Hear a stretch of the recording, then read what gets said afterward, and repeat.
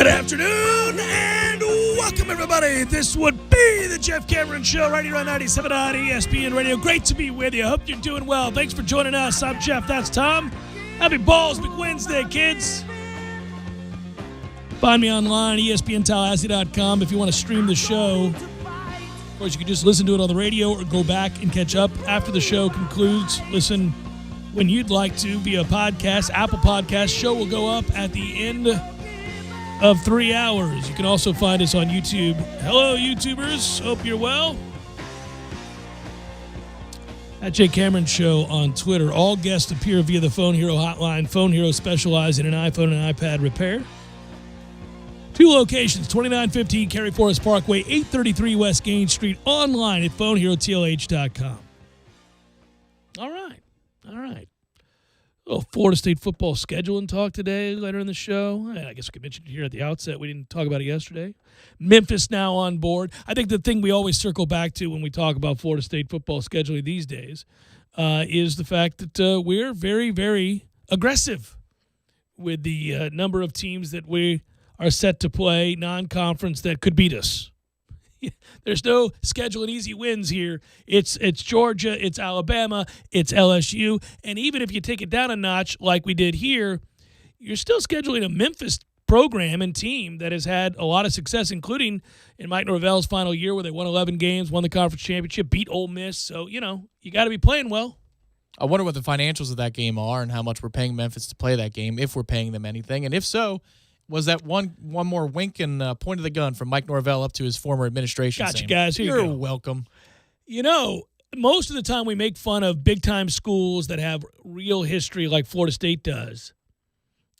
If they go out and schedule, let's say, a home-and-home, and this is not a home-and-home, but if they go out and schedule a home-and-home against a non-Power 5 team, you're like, what are you doing traveling? People criticized us for the Boise State game, which, God, dog it. Oh, that's one of the hurts of my life. I mean, we waited it out. We waited all that time, and we were set to do it. They even came here. Hell, we had to dodge a hurricane, race it on over into Doak Campbell, 105 degrees. Bastards are down by 30 against us, come back and beat us by 100. It's ridiculous. I think I may have the score a little off there. But That's what it felt like. It certainly did. It really did. Cam Akers was off to a great start. It was inevitable. We were screwed. We were throwing the ball over the lot, and then all of a sudden you're like, what is going on here? This is ridiculous. But the point is, I don't care about that. I mean, I wasn't happy about it, but the point was we were all good to go. We had made it. We had sat through the necessary time to pass for us to get the game in Boise. No rescheduling, no cold feet, no second thoughts. Many rumors. I know. And there we were forging on with this great game against Boise State, and yours truly was on a plane, ready to roll, taking it to Boise, Idaho, and it's really about me, guys. And then, bam, global pandemic. That's what it took. Oh, it hurts. Okay, so back to this. Normally, you get made fun of for those kinds of games. Like Miami going to App State was particularly humiliating. Like, what are you guys doing in Boone, North Carolina? You look like a bunch of a-holes, more than you normally do. That was fun to make fun of them. And we kind of secretly, in the back of our minds, thought, well, App State, Miami, pretty similar programs these days. We were thinking it. It's a losable game for the Canes. Oh, very, very losable game. Well, hell, Duke is every year a losable game for the Canes. Now, so we weren't sure. But Memphis is one of those games, had we announced home and home, I would have said, you can tease all you want. I'm headed to Memphis. I'm up to Beale Street, and we are going to have a good time.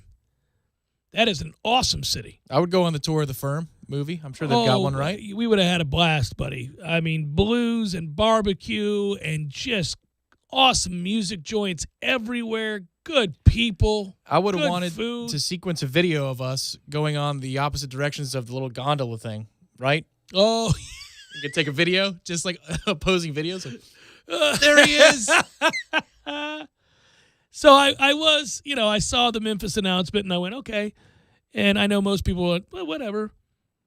But I was kind of disappointed because I wanted to see home and home.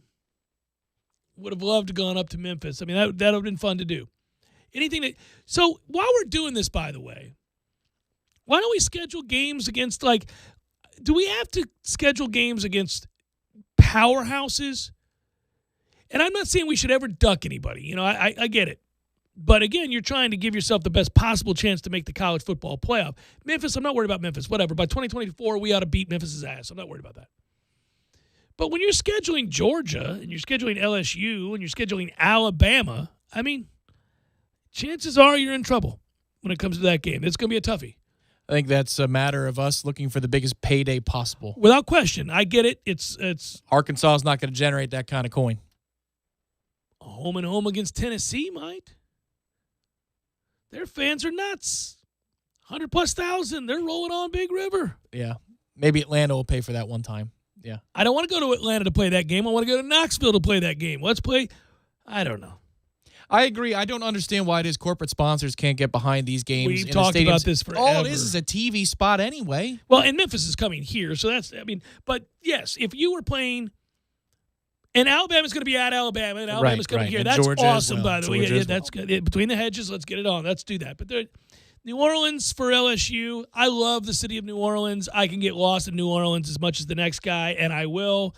It'll be fun. It's been a while since I've been to New Orleans. I know you've never been, and I feel every once in a while. So Tom and I are dear, dear friends and co-workers too, and we feel like three different roles in each other's lives.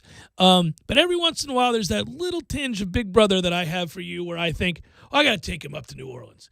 Come on, buddy. Hop in. I'm going to show you New Orleans. It's funny when that happens. Every once in a while, at least in my mind. And when I saw that when we were playing LSU, I thought, okay, I get to take Tom to New Orleans. Well, can I tell you that having not been to New Orleans yet, maybe we could schedule a detour. But given that there are bidded host sites for super regionals and regionals this year in baseball, let's get sent to the Baton Rouge Regional. What do you say? Come on. I'd be happy to go back. Let's go. It's a fun city, great fans, awesome ballpark, good eats, good times abound. And we could stop by New Orleans, maybe take a little bit more time Yeah, around we would it. need So we more go to time. Biloxi Oh, one night for buddy. the book. We might not arrive in Baton Rouge if we're stopping by Biloxi and New Orleans. It'll be the fifth inning of game 2. Woo! Looking haggard. Your hair sticking straight out. It's been a time. It's been a good time. What's the score? Yeah, so I just... Is this the winner's bracket or the loser's bracket? I did, I would have been happy with a home and home against Memphis. And it always, when you see the football schedule, it's funny. It doesn't happen with a baseball schedule. Doesn't really happen with a basketball schedule.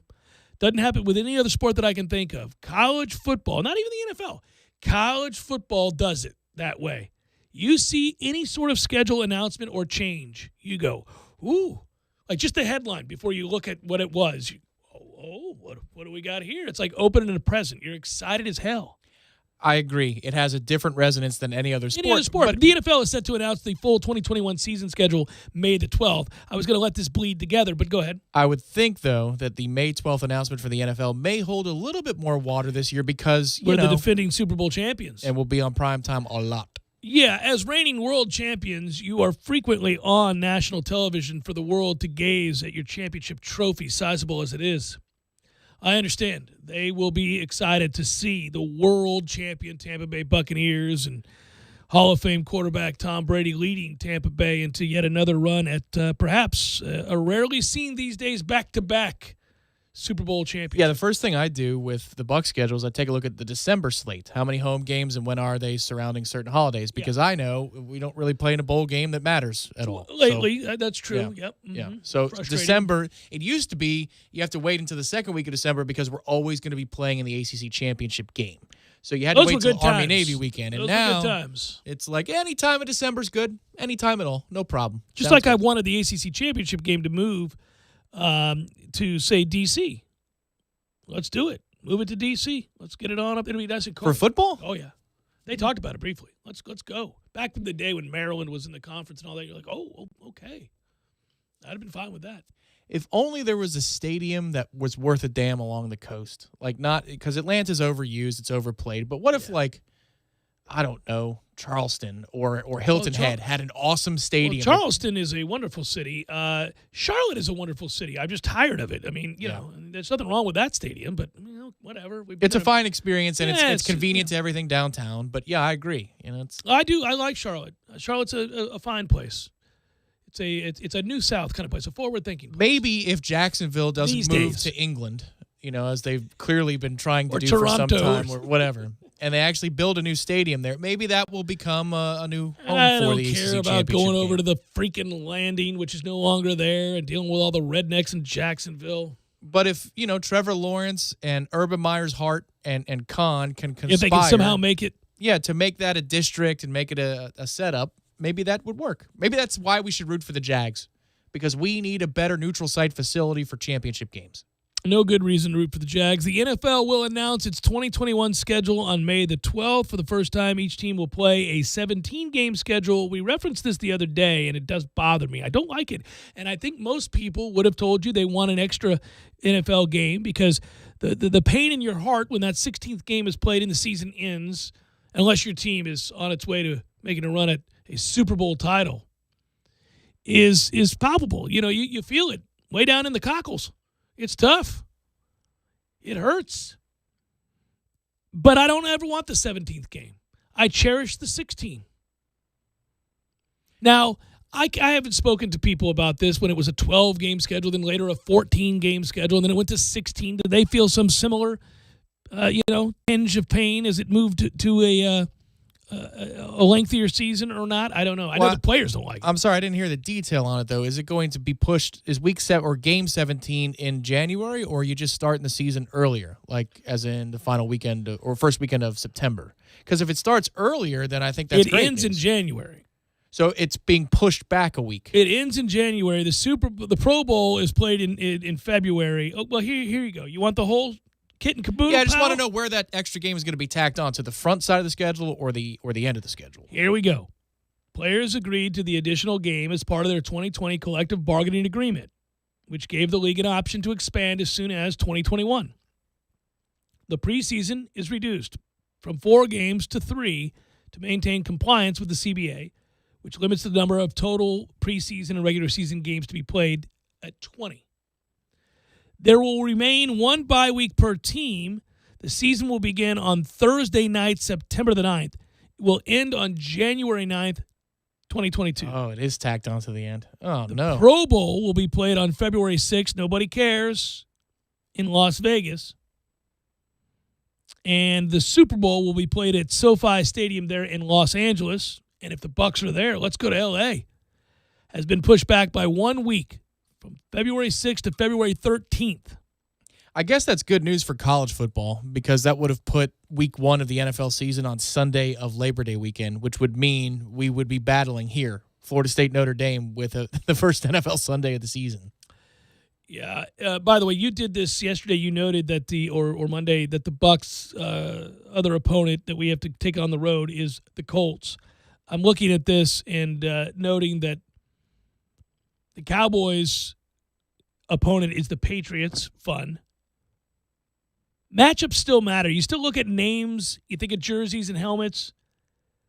There's some that really stand out. For example, Bucs Colts stands out to me. That's going to be an important game. The Colts are good this year. Packers Chiefs. Ooh. All right. Bears Raiders. I love that matchup. That's a good. That's 17-13. Oh, that's good right and there. And it should be. Bears Raiders. Vikings Chargers. 2 incredible uniforms getting it on. That's weird. Yeah. And then there are the ones that you go, Lions Broncos. Washington and Buffalo. Okay. Well, they had to stick the Lions with somebody, and that's a good choice. Yeah. But you've got, that Packers Chiefs is electric. Washington Buffalo is a great uniform game as well. You know what's not electric? Falcons Jaguars. Oh, but they knew the NFL knows what they're doing. Yeah, they know. They're pairing these people off. Here's another one that'll put you to sleep. Panthers Texans. Oh, Jesus. We may have found it, boys. That's the one. It's a dog. The funny thing is you can't do that with Cincinnati anymore because they got Burrow. They're at least interesting. I guess. Let me find Cincinnati. They're going to be Seattle. No. Oh, well, no. That's Seahawks Steelers. Oh, okay. Okay. All right. I like it. Seahawks Steelers. Where the hell are the sorry-ass Bengals? There they are. 49ers Bengals. That's weird. Yeah, I don't like it. That's a game where Kyle Shanahan's just going to drool over Burrow and think, my God, what would I have to do to get him?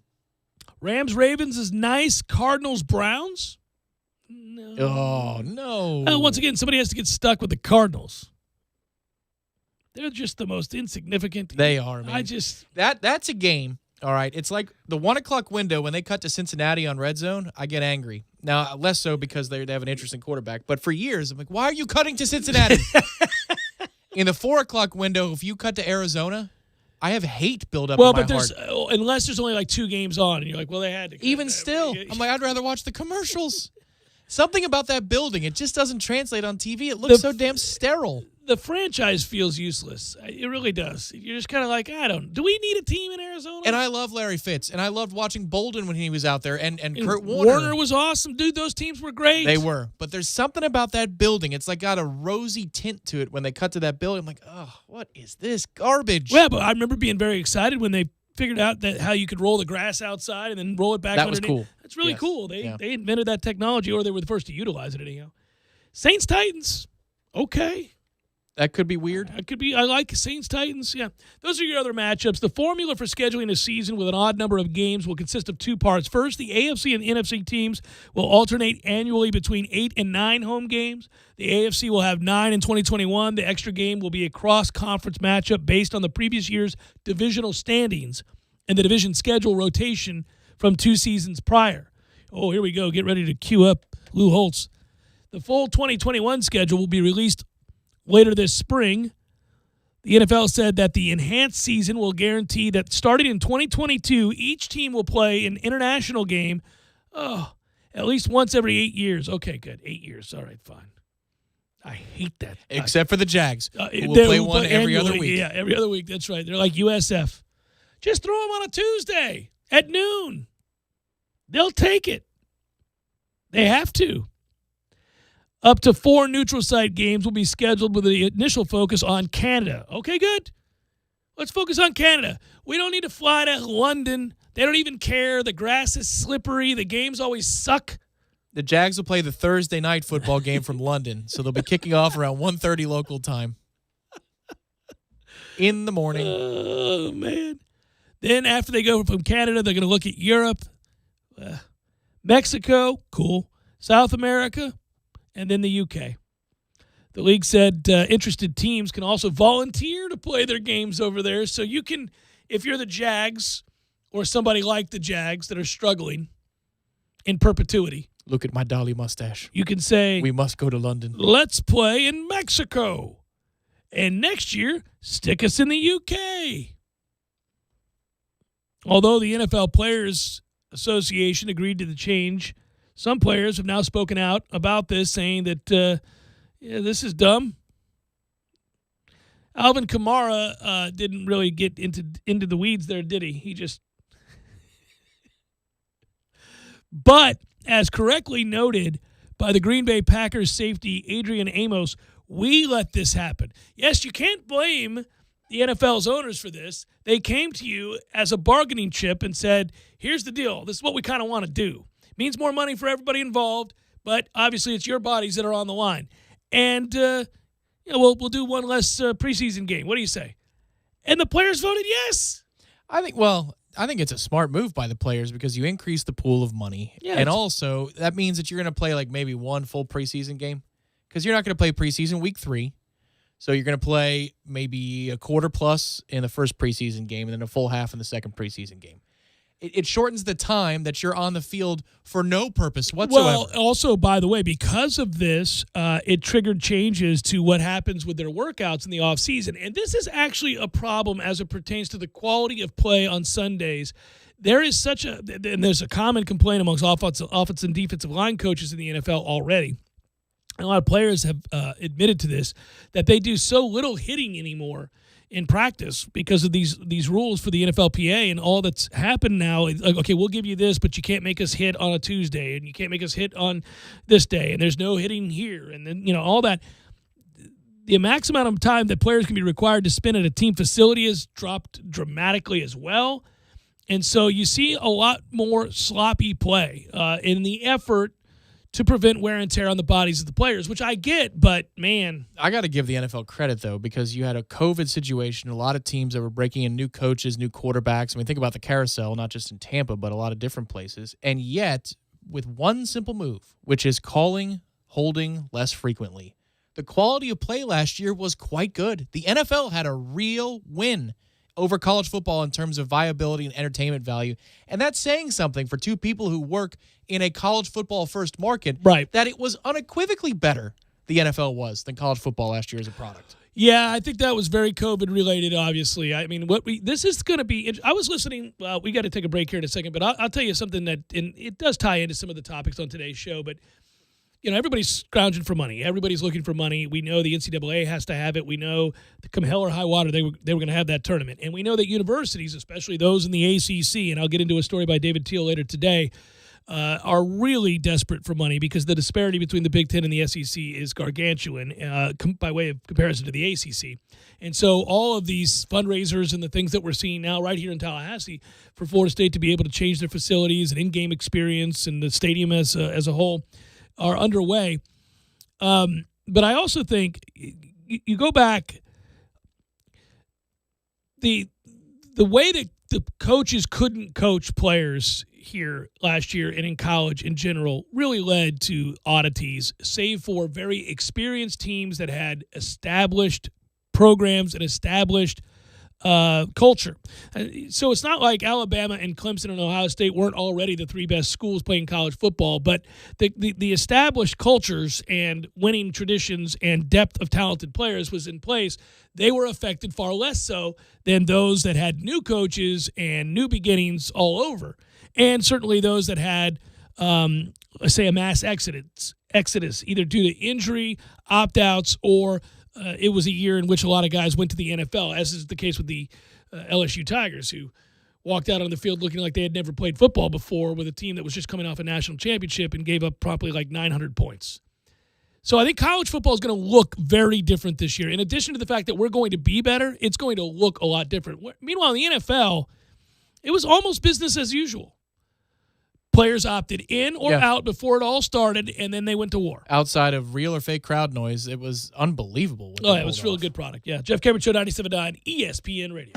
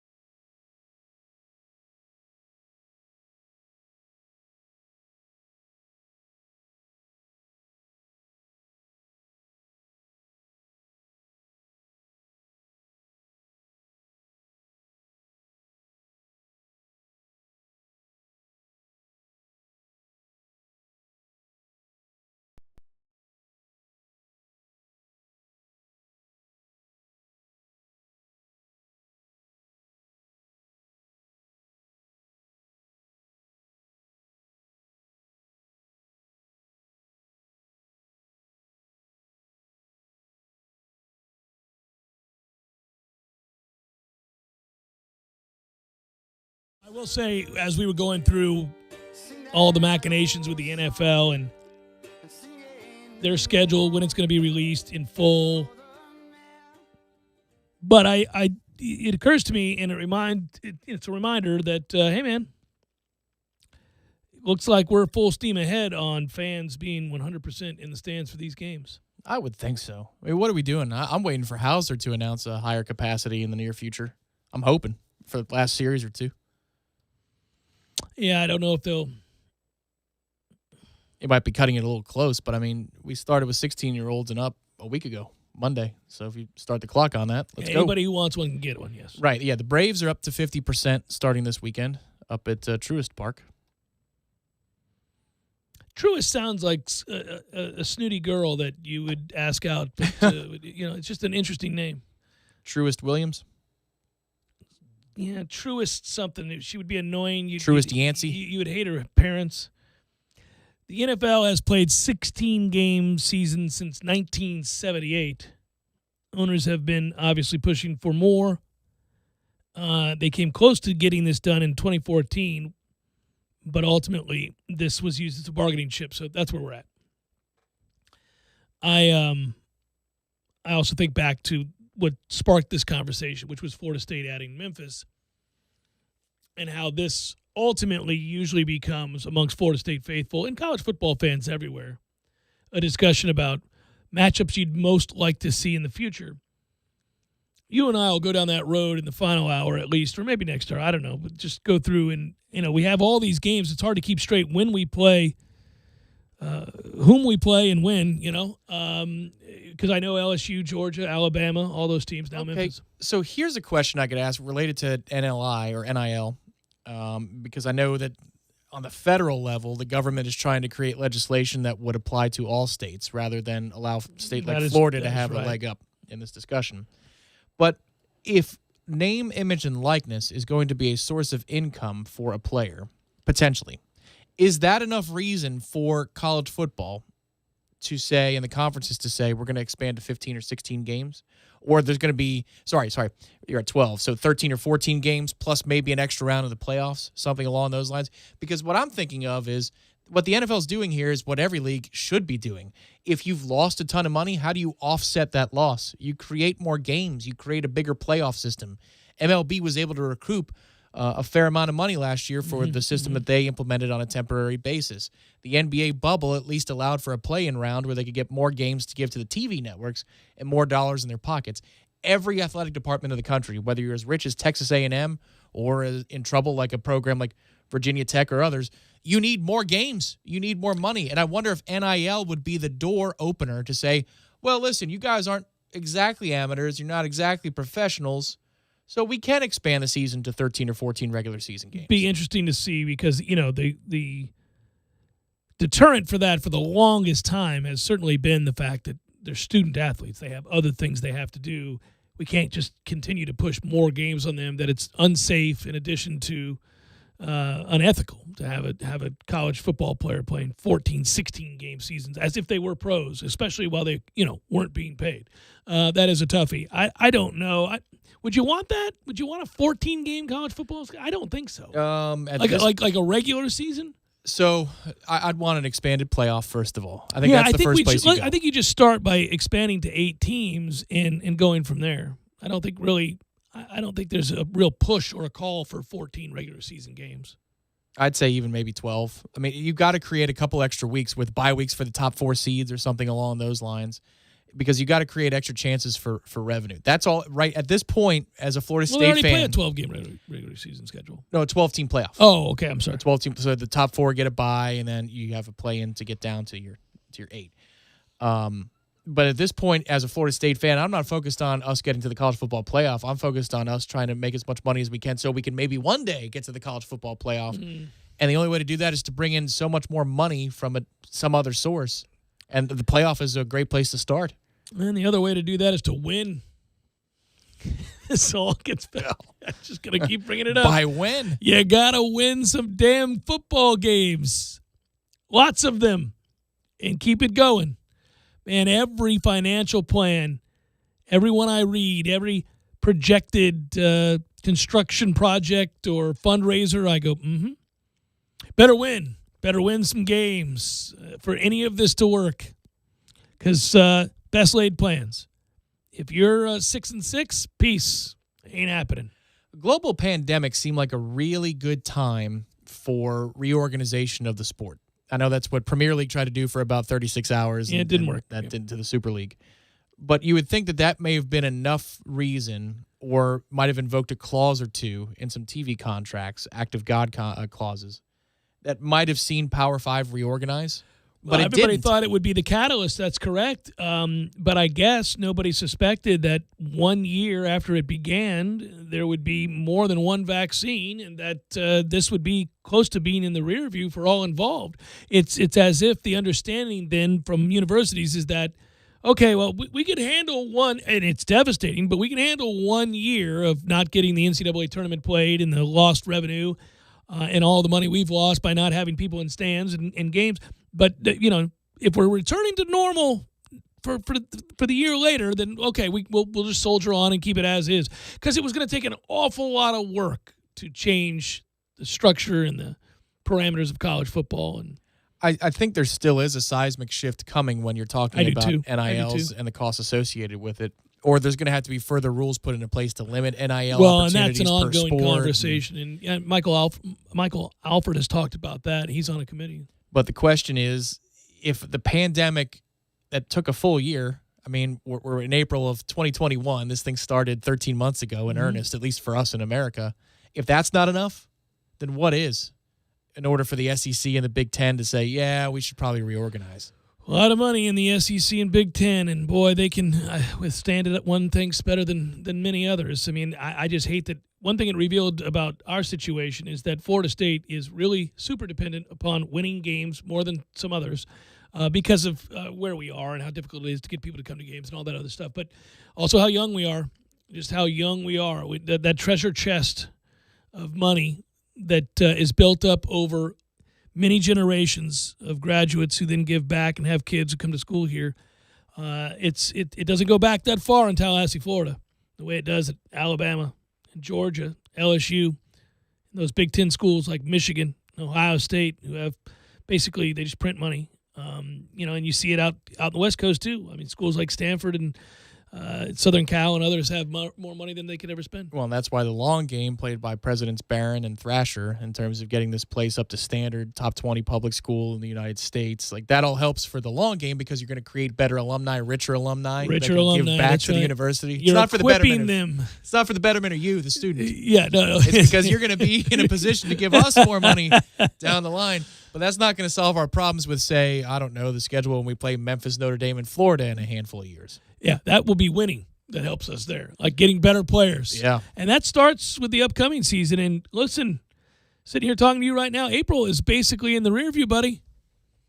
We're about done with April. Here we go. I know it's a ways, and we've got many other things to concentrate on in the interim, but I don't know why, but every year, and I've done this more and more, is when you get into late May, I start to, okay, two things on the mind: vacation and soon-to-be football. Here we go. It's Jeff Cameron Show, 97.9 ESPN Radio.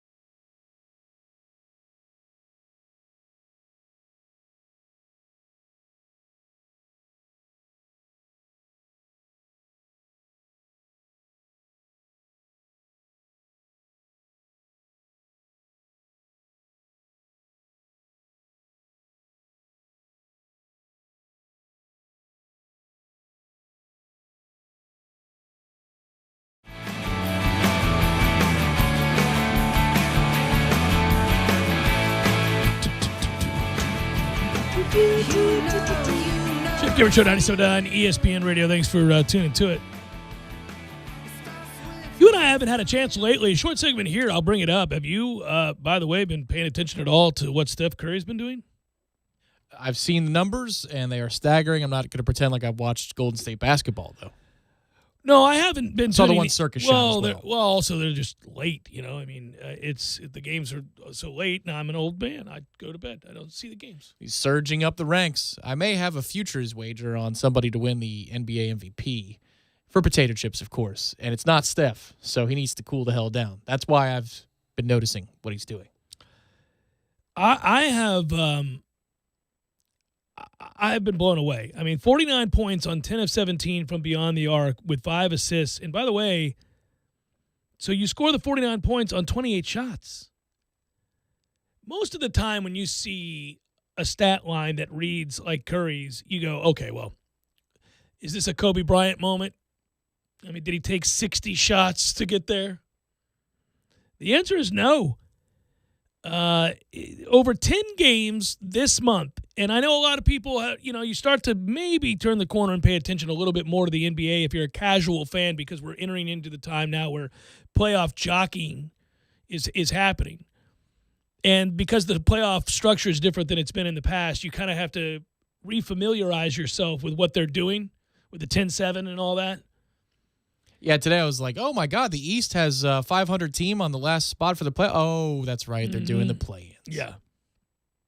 But these numbers are staggering in a way that it speaks to the game changing and the skill sets changing and the sport having been transformed, meaning shooters doing this kind of thing. I mean, this was not seen when I grew up loving the NBA and loving basketball. You had great shooters, but they didn't resemble the guys that are great shooters now. They just did not. The three-point shot, first of all, was not that emphasized.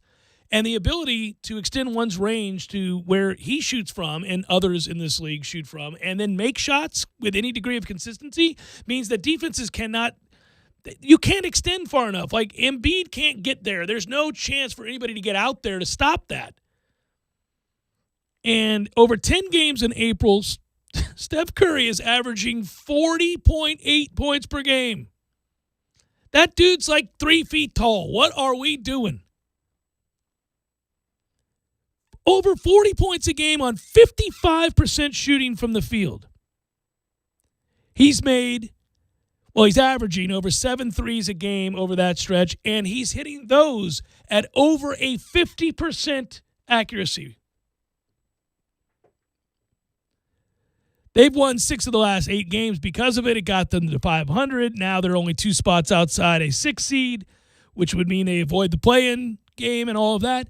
He became the first player in league history to hit more than 73s in a 10-game span.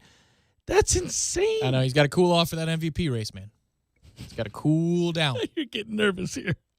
You see what Jokic is doing, and he also is not my pick. Yeah, But in April, Jokic is unreal. He's averaging a triple-double in April, 10 games, 24.6 points a game, nearly 11 boards, and over 10.3 assists a game. And he's sneaky because you watch him and you go, how?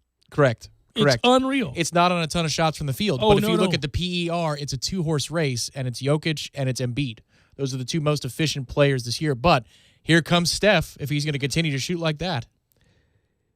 He has 6 games this season with 10 made threes. The rest of the NBA combined for 5 games like that. Combined. He's made 10 threes in a game 21 times in his career. No one else has ever done it more than 5. It's dumb. He has the most three-pointers in any 2-game span in NBA history, any 3-game span, any 4-game span, 5, 6, 7, 8, 9, 10, 11. We can keep going. If he hits 4 threes tonight, or tomorrow, when's the game? I didn't look at the schedule. It would be a 12-game record, all-time record. 8 threes in the next 2 games for a 13-game record. He's going to do that. It's cool to listen to the best players in the league and those that have been around the greatest players of all time. I mean, Steve Kerr, obviously, having played with Michael Jordan in Chicago, Tim Duncan in San Antonio, played against Kobe Bryant. So he's been around. Steve has, and he said, I've seen Kobe early in his career had a stretch where he went nuts. And obviously Michael Jordan had stretches where he just scored and nobody could stop him. But obviously, nobody in the history of basketball has ever shot the ball like this.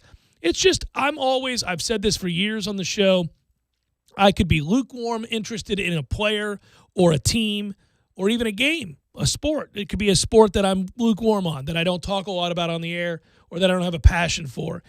If a player is in the midst of doing something that puts them amongst the all-time greatest, or they surpass that, they become this transcendent player, and it's happening while I'm alive, while I'm witnessing the sport, obviously I celebrate that and I get excited about that because they've been playing this game for a long damn time. And you're now at an age and lucky enough to be watching where this is something, these are the kinds of things that you tell your grandkids about. The way my granddad sat me down and told me about Arnie and Jack. And the way that those streaks and those numbers stood out different from all the others who ever played golf. And then my dad will talk about the superheroes of the game when he was a kid, whether it's Roberto Clemente or Willie Mays, right? Those kinds of players, what it was like to watch them. And I listen intently because I'm a sports fan, plus I love greatness. We all do. We're all intrigued by that, what it takes to be that. But when you get a Michael Jordan in your lifetime, you get a Tiger Woods in your lifetime. I'm not saying Steph is transcendent to that degree, but as a shooter, yes, the answer is yes, he is. He is the greatest shooter. I remember as a kid, or how about this, middle school, high school, watching Larry Bird and guys, I mean, B.J. Armstrong was a great shooter. There were guys like that were great shooters. You'd go, man, those guys are pure. Steph's blowing them out of the water. Yeah, it's not even close. It's not close. I remember a segment we did about 4 or 5 years ago with the pace that he's on to obliterate all records and how he's going to rewrite them halfway through his career. Oh, yeah. In terms of career-made threes, career attempts, but the again, efficiency. the emphasis was never put on the three-point shot the way it is in the modern game. So, Correct. yeah, he's a trailblazer. But who's going to catch him? Somebody will, because he's inspired an entire generation of kids who extend their range and their consistency to, 7 to 8 feet beyond the three-point Well, arc. yeah, they'll have to move the line back again for the basic three. I mean, what are you going to start putting it at half court? I mean, it's already a good ways. By the time I'm 60 or 70, maybe. The court's gotten awfully small in the last 20 to 30 years.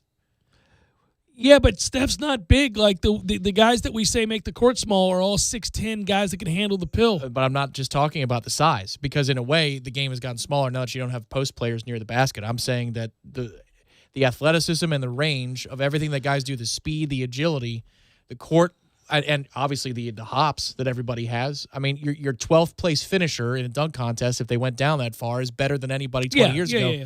It's all small. It's all shrunk down. It's amazing, too, though. I mean, again, he's old. He's at the end of his career. He's having a season that is unlike any other in his entire career. And it's what the team needs right now with the injuries that they've had. So he's doing this when his team needs him to. Yeah. This is the stuff of legend. This is what MVPs do, but not at his age. He's taking 57, almost 58% of his shots from three this year. That's a career high. 12 attempts per game from deep. He's making 44% of his catch and shoot attempts beyond the arc. He's making 43% of his pull-up threes. He's making 52% of his threes when he's guarded very tight, quote-unquote, defined as having a defender between 0 to 2 feet from him. He's making 52.9% of his threes after 7 or more dribbles. So if he breaks you down and makes you look dumb, which he frequently does, and creates the shot, he's going to hit it. He's taking 6.5 threes per game when he touches the ball for 2 seconds or less, and he's making 43% of those. I mean, it just goes on and on and on. I love this. I sit back mesmerized. So I cannot stand this franchise just like you cannot stand this franchise, but moving over to a different sport, are you seeing what Corbin Burns is doing so far to start this season for the Brewers? Corbin Burns, in 24 1/3 innings so far this year, 4 starts, has 40 strikeouts and no walks. 40 strikeouts and no walks. He's hit 3 batters, but he hasn't walked a batter. 40 strikeouts. He's given up 1 run all season. It was earned. It was a home run. And he has a loss in 4 starts. He's given up 1 run this season, 40 strikeouts, no walks. His ERA sits at 0.37. His whip is a 0.33. And he has a loss. And he has a loss. I guess it was on the day that he gave up that fateful home run. Had to have been. Was it against the Buccos? That's the only way the numbers work. Might have been because we won that series. Did you really? Yeah. You won a few series now. What? Yeah, buddy. Not too shabby. I'm watching. The loss was against the Twins. 6 1/3, 11 Ks, no walks, 1 hit, 1 run, and you get the decision. Yeah, they. I again would say that the pitching numbers, we're not going to get to the 300 win threshold anymore for guys because they don't pitch. Starting pitchers are like, go out there for 3, go out there for 5. But strikeout numbers and batting average on balls put in play and all these other numbers of pitching dominance. K per 9. Yeah, it's all good. They're breaking records left and right because everybody throws 102. Well, you can't hit it.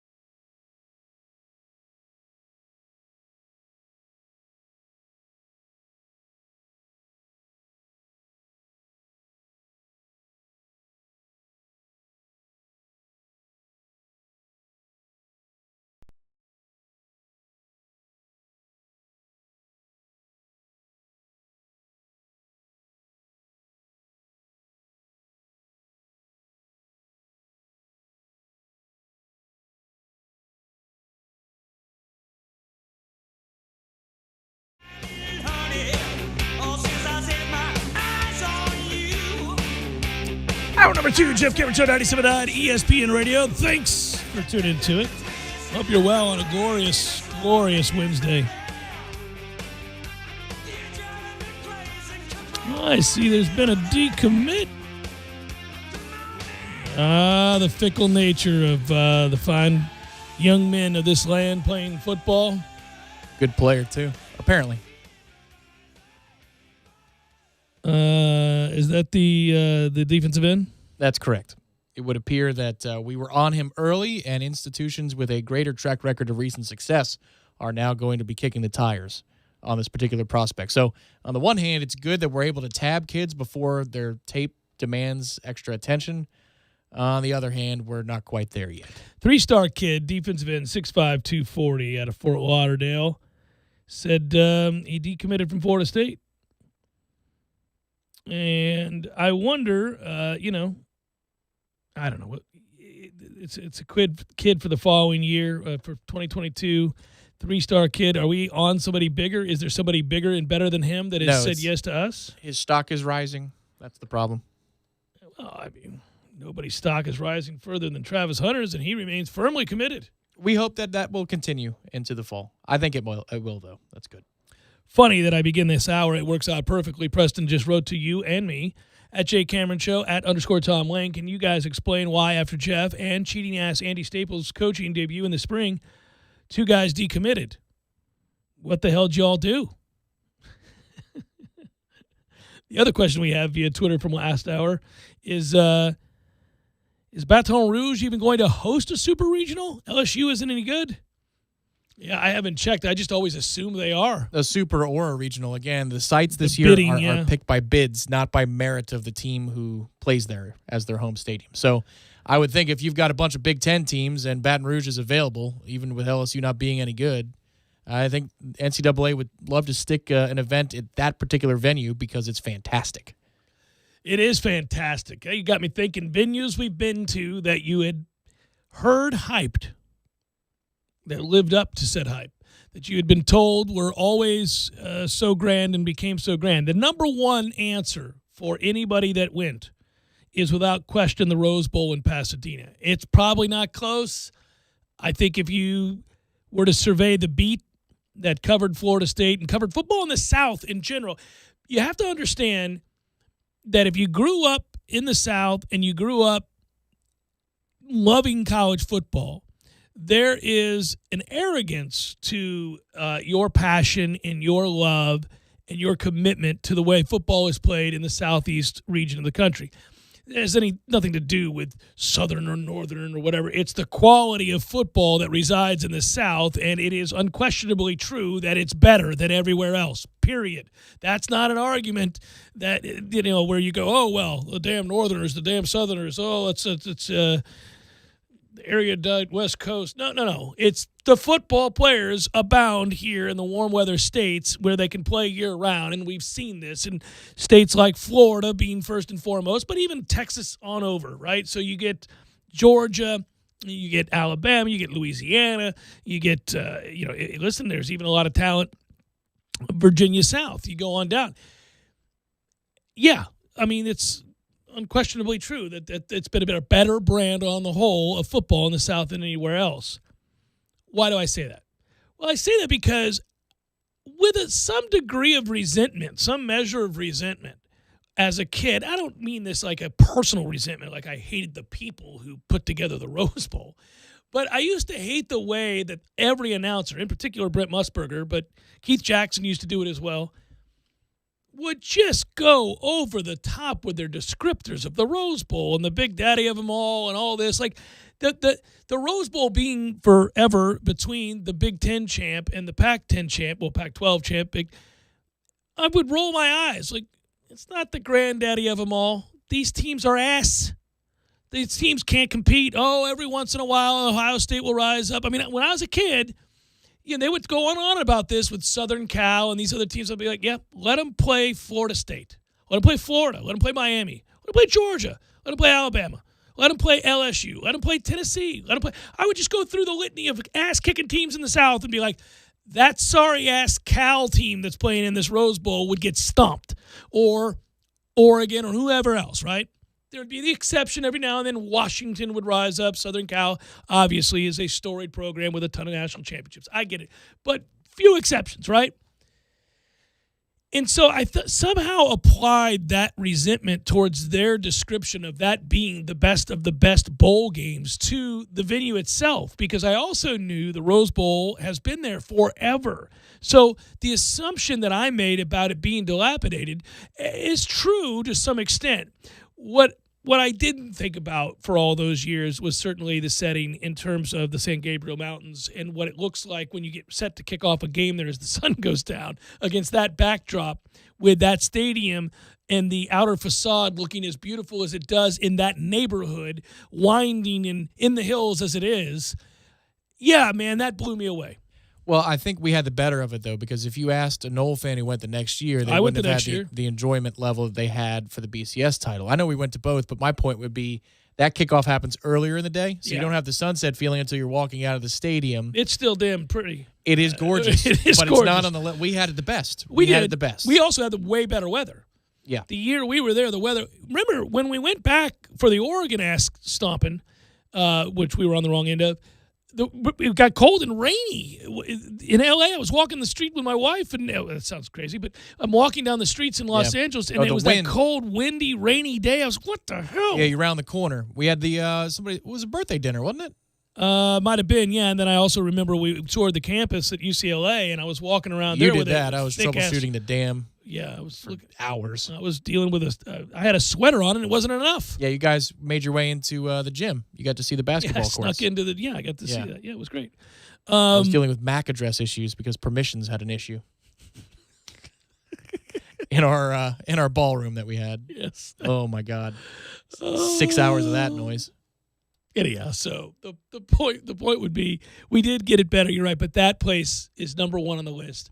That lived up to its reputation. Mm-hmm. Baton Rouge, where they play baseball, that facility, those fans, that tradition, probably next on my list of places where I thought, this is exactly what everybody said it was. Yeah, for me, we were on this trip together, even though there wasn't a game being played. Fenway Park lived up to the billing. I've been to a lot of games at Fenway Park. I say a lot of games. I've been to like 10 games at Fenway Park. For a first experience to incredible. Walk, because the best part of the tour is you get to walk out through the entrance to the lower seating behind home plate. So you really get to see the field. It's like, incredible.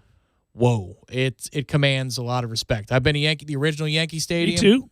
Garbage compared to Fenway Park. Correct. Straight it's not even trash. Close. It's ass sorry. Mm-hmm. Fenway, however, I can't wait to go to Wrigley. I hope it's the same feeling. It's not. Fenway's better. I've been to Wrigley. Okay. I've stood on the field for batting practice at Wrigley. Listen, it's great.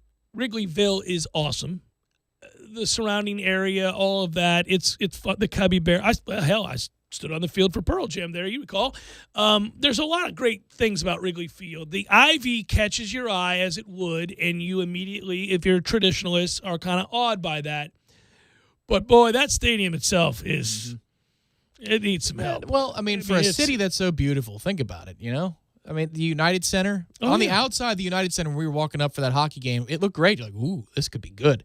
You get inside the United Center, it's garbage. That place sucks. It's sterile. Oh, that's the problem. It's sterile. It doesn't have any life to it. It reminds me, and this is no disrespect to this particular venue because it is what it's supposed to be.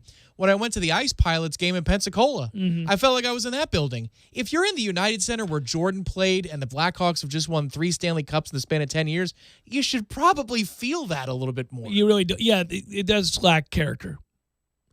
Yeah, well, it's the risk you take when you get a newer place. I wonder how you felt about Jerry's World. You liked it more than I did. I loved it. You and I part on this one. I mean, I thought it was fine, and it is what it is in terms. I hate that phrase. It's exactly what you would think it to be because of its magnificence, and I mean that in the sense that it's like a seventh wonder of the world. It's unreal. You see it from literally miles away. Right. It is massive. So I was awe-inspired in that way, but from a viewing experience, it's ass. It's nonsense. That scoreboard is too big. That Jumbotron is too big. It takes away from the viewing experience. You're not watching the players. You're watching the Jumbotron. Right, or too low. But I will say just the energy of it lived up to the billing. And, in some ways, I hear that the energy we felt for the Oklahoma State-Florida State game is more than there is typically for a Cowboys game because they have a real problem with out-of-town fans coming in. And now you have a neutral site feel for a home NFL game. They'd have no distinct home field advantage. So we open the door. I got unbelievable seats, scalped unbelievable seats that day. And the whoosh of the air conditioning and then the energy you feel when you walk in, I was like, oh, this is something else. But it was bettered by Minneapolis and going to the new Viking Stadium because those giant Jumbotrons were in the end zones the way football is supposed to be. The field is the centerpiece, not a giant monitor that almost looks like a stadium big screen. Well, and I know you'll basketball. And I know you'll say this, and listen, everybody has their biases because they root for teams and all that, but I understand that the Mets' new stadium is absolutely beautiful. It's gorgeous. Yeah. I really want you to come with me to PNC. I wish you could see it. I mean, that is heralded even by people who couldn't care less about the Pirates as the stadium to go to. It is unreal. The biggest problem with the Mets ballpark, there's nothing to do around the ballpark. It's terrible. It's chop shops. And they said they were going to build stuff years ago. What are they doing? What are they waiting on? It's New York. Who knows?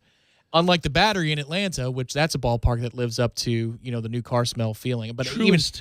The old SunTrust. But you got the Henry Aaron Memorial in there. Which is great. I mean, it's really cool. But the whole energy of that place and how intimate it feels, that lives up to the billing. Yeah, we have basically Camden Yards to thank for all of the trends that happen in baseball. I mean, between that and what took place in Cleveland shortly thereafter, it's like everybody jumped on board to the route towards intimacy. Like, how do we get fans in touch with the game and baseball needs that. You have to have that. And the leisurely pace of baseball really lends itself to that setting, that charming sort of, Well, I'll tell you, day at the park. Been to a few places now for NHL games or NBA games. You walk into Tampa, you're walking into a palace compared to a lot of these other arenas. That are around the country. No, that's a wonderful place to see hockey. And they had to reinvest money into it to make it updated and better, but they did. And it's got a Jerry's World style video screen, but that's more natural for an indoor sport. No, they do a good job. Like hockey or basketball. But you walk in there compared to the United Center. Like if I'm a Chicago fan and I came down for that Cup final, I would have been like, we've been doing it wrong for decades. And we've been a better franchise, and why are we not getting it? It's cheaper to get in here than it is for a January game. Like, what in the world are we doing wrong? Yeah, it's weird the way that the games are changing. We're talking about a bigger subject here, and we've spent a lot of time on it in the last month, and we will for the next couple of years. I can only see this extending, meaning the conversation really kind of widening about what to invest in, what not to invest in, what stadiums get it right, what stadiums don't, what universities have to think about, who does the best job of not only laying out the game plan to their boosters and their donors and why they should invest, but, obviously they did the great surveys to figure out what fans want. And, football is still clearly America's favorite sport. It's not close. The numbers bear that out. The ratings bear that out. The television contracts. But all of it's changing. Those contracts are changing. The way you consume and watch football is changing. And that means that the magnificence of the stadiums that we're talking about, and I've been to Neyland at Tennessee, I've been to Ann Arbor and run down the middle of that field in Michigan, and I've been to these grand stadiums, 100,000 plus, there was a time where those things wowed you and moved you, and you couldn't fathom what you were walking into. It felt like what you must imagine the old Roman Colosseum to be like, as you go through. Fans are much more fickle, and they are much more accustomed to certain amenities now, and those stadiums, just sheer size, Tom, is not all it takes anymore. No. You've got to have all of the bells and whistles and everything else, and I find what's the types of stadiums that can pull that off better but still remain intimate are hockey and baseball stadiums. Now, baseball as a game has bigger problems to deal with, as we've discussed, but less is more in today's stadium, meaning more amenities, less seats. Yeah, I can tell you they're still expanding in Austin. They're closing off the one end zone in that stadium, Royal Memorial, and that stadium's a big problem. You've got way too much bottlenecking of people at all levels of all concourses. It was built for smaller people and fewer people. Yeah. Well, so was Doak. Yep. I mean, obviously those seats are so close together. We make the joke all the time. If you're sitting in the sun, noon kickoff, early in the year, rubbing elbows with some fat ass who's decided to take off his shirt, man, this is not cool. Why am I here? Why is am the I operative here? question. Is exactly yeah. But I had the why am I here? Day 4 of Hell Week. I couldn't wait to go to this Notre Dame Texas game because there's a lot of out of town fans. So there's good energy, and obviously it's a hard ticket to get. But if you basically feel like you're in a Tokyo subway trying to get to your seat because you've got air compression issues of people you're in a mosh pit essentially to try to get to your tunnel, and it takes 20, 25 minutes. And it wasn't oversold; it was just sold out. Yeah. So that means that's what happens every week in those concourses. I felt that way my going to God. the old Shea, though, man. That was oof. Everybody felt that way about the Rose Bowl. Thankfully, we had the velvet rope treatment, so we didn't have to deal with those bottlenecks. Yeah, the leaving and the coming and going of the Rose Bowl for fans. The concourse is fine, was a real problem. but it's those tunnels. Those tunnels, yeah. Well, Notre Dame. Oh, Yeah. it's over. But you don't even like what they redid with Soldier Field, right? So, well, they put the outside of they it? put a UFO on top Right. of it. I mean, it's bizarre. Now, I love Soldier Field. Don't get me wrong; it's a great stadium. I did it before the renovations and what they added, and I've been there since. And I don't, it's a nice field. It's fine. You sense the tradition, but you sense it a little less with the damn UFO on the top of it. but think about it. So you've got consensus on the Cubs and Wrigley Field being iconic, but not as good as Fenway. Soldier Field, better before they redid it. United Center, Notre Dame, an hour and a half away. They got to do some work in that area. Yeah, and I've also been to I call it the New Comiskey where the White Sox play. I mean, that's a great stadium, but it's not terribly unique. Wrigley Field is unique, and Wrigleyville is unique. I mean, there is that. Is anything worse than Tropicana Field in your experience? Oh, that's a good question. The United Center's up there. That was really ratty. I don't think there's anything worse than Tropicana. And the funny thing is, there are people who love that place. They'll swear about it. I think they get tired of getting picked on. I mean, I love the Rays and I admire the organization. It's probably something to do with their season ticket holders in the dog days of July. It's air conditioning. Oh, well, it has everything to do with that. You're not going to be listen. Admittedly, growing up down there, no thanks. I'll take a pass on 1 o'clock first pitch in July. Without a dome, no. How's the Marlins Park? It's great. Oh, really? So it would exceed or live up to expectations when you get in there? It's not PNC and it's not Fenway. It's not it's not a top 10 stadium, but it's nice. It's nice, really nice. I've enjoyed it both for Marlins games and the World Baseball Classic time. Yeah. Which it housed very well, and the energy in that stadium was sensational. About San Francisco's ballpark. Incredible. Not as good as PNC. Oh, I got into okay. an argument with somebody about this in San Francisco. A local? Yeah, I told them they were wrong. They were wrong. I was like, okay, man, I've been to both. Have you? No, but PNC can't be better than this stadium. Oh, it can and it is. But anyhow. And that's the end of it. Well, no, I mean, you can't argue with me if you haven't been to both. I've been to both. We're done talking. You haven't been. What the hell are you arguing with me about? How about Safeco? Beautiful. But that's not top 5 beautiful. I heard it. I like the city a lot. That's a big part of it. Like Clemson, for example, their football atmosphere is second to none. It's really good, yeah. Especially in South Carolina and north-wise, right? Because that's different geography, the footprint. In terms of the noise, that is like, it's awesome. Unbelievable. But you walk up the hill to that stadium, and you're like, ugh, what a piece of junk. Well, where they put the press will put you out. I mean, you are out in the middle of nowhere, as you and I found out while we drank miniature beers. Yeah, that's right.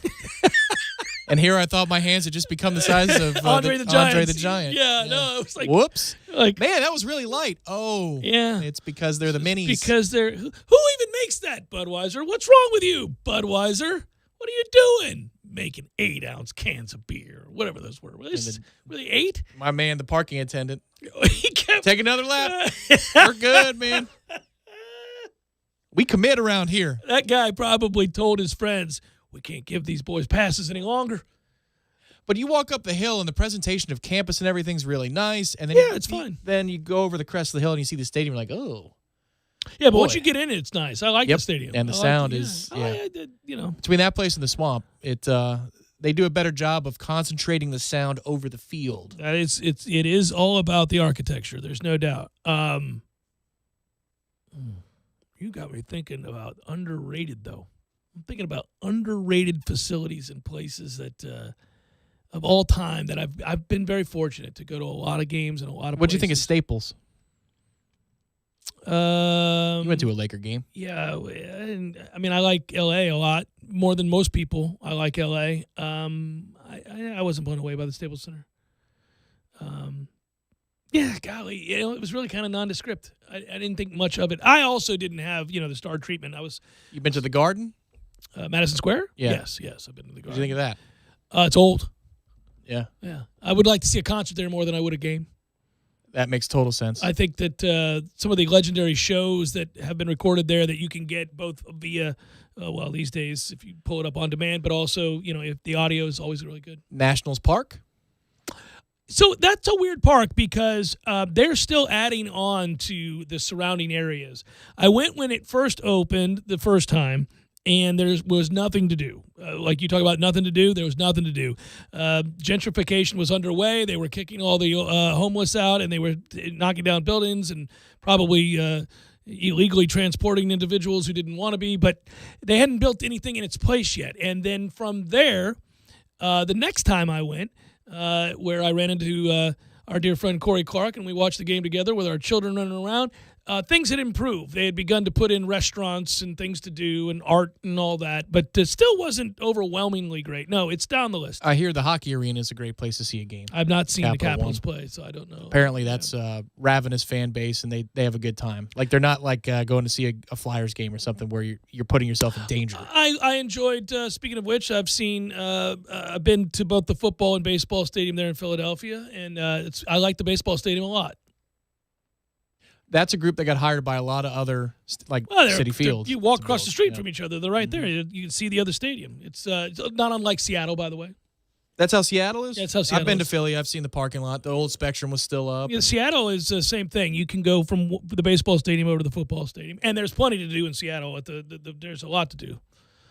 About the ballpark at Arlington that doesn't exist anymore. Awesome. It was great. No, saw no reason to get rid of it. None whatsoever. It was bizarre. It's not unlike why the Braves get rid of their park. I mean, in my lifetime, this is now their fourth or third. Yeah, it's their third. I went to the old Fulton County. I was there when it caught on fire. Oh, really? I was at a game. The Pirates were playing the Braves. It caught on fire. So your team's not playing, so you don't have favoritism. If you could have a ticket to one place right now to watch a game tonight, let's just say all seasons are in play. Fenway. Okay. I love that place. That's a fun place to see a game. And there's a lot of different places in Fenway to see it that gives you a different vantage point. Of course, they all do, but that let you take in the history and all that. It's a cool place.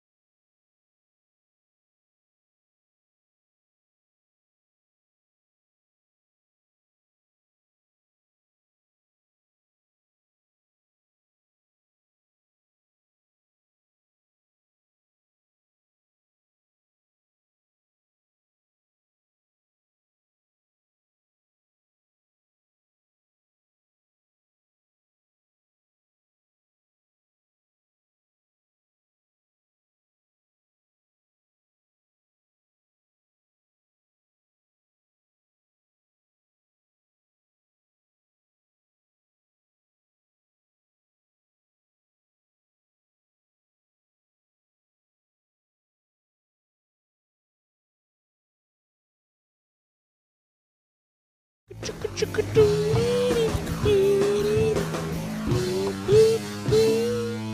you order so many things from Amazon that you forget you ordered something, and then you get a notice in your email that it is shipped, whatever the thing is? And you're like, what is shipped? What did I order? Do you ever do that? It's happened once or twice since the move. Because Yeah. when you move and you've got some things to do or Yeah. projects to complete or places to fill up, yes. The Daily Digest comes for your USPS or whatever, and you're like, oh, I wonder what's coming in that box. Yeah. I don't understand. I just got something to let me know that whatever it was I ordered shipped. And then I was looking to see what it was, and it was a book for my son, Bryce, who has to read this book for his class. And so, okay, whatever. But then it said something else shipped, and it seemed to lack details. And I was, what else shipped? Because they'll stuff things in the same box. I always forget that they do that. They save. That's the fulfillment services. Yeah. What do you mean? Amazon Fulfillment Services. That's when they put two things from two different orders. They got people that are dedicated to do that. You'll see that on the return address. I never think about it. I was going to say shipping. I stopped mid-sentence. It wasn't a swear. But anyway. Right. Anyhow, yeah, I sometimes forget that. And I've screwed that up before. I'm like, oh, look at that. My Pirates cap has come in. And then what is this down here? Oh, honey, your plant thing is in the box with the hat. It's typically a hat that I forget. That Where you I'm ordered like, a hat? Yeah. oh, yeah, that's I right. did get that hat. That is the thing I'll purchase the fastest. If I see a hat that I like, I purchase it so fast I forget that I got it. I guarantee you there are a number of listeners right now, man, woman, and, well, maybe not child, but adult males in particular.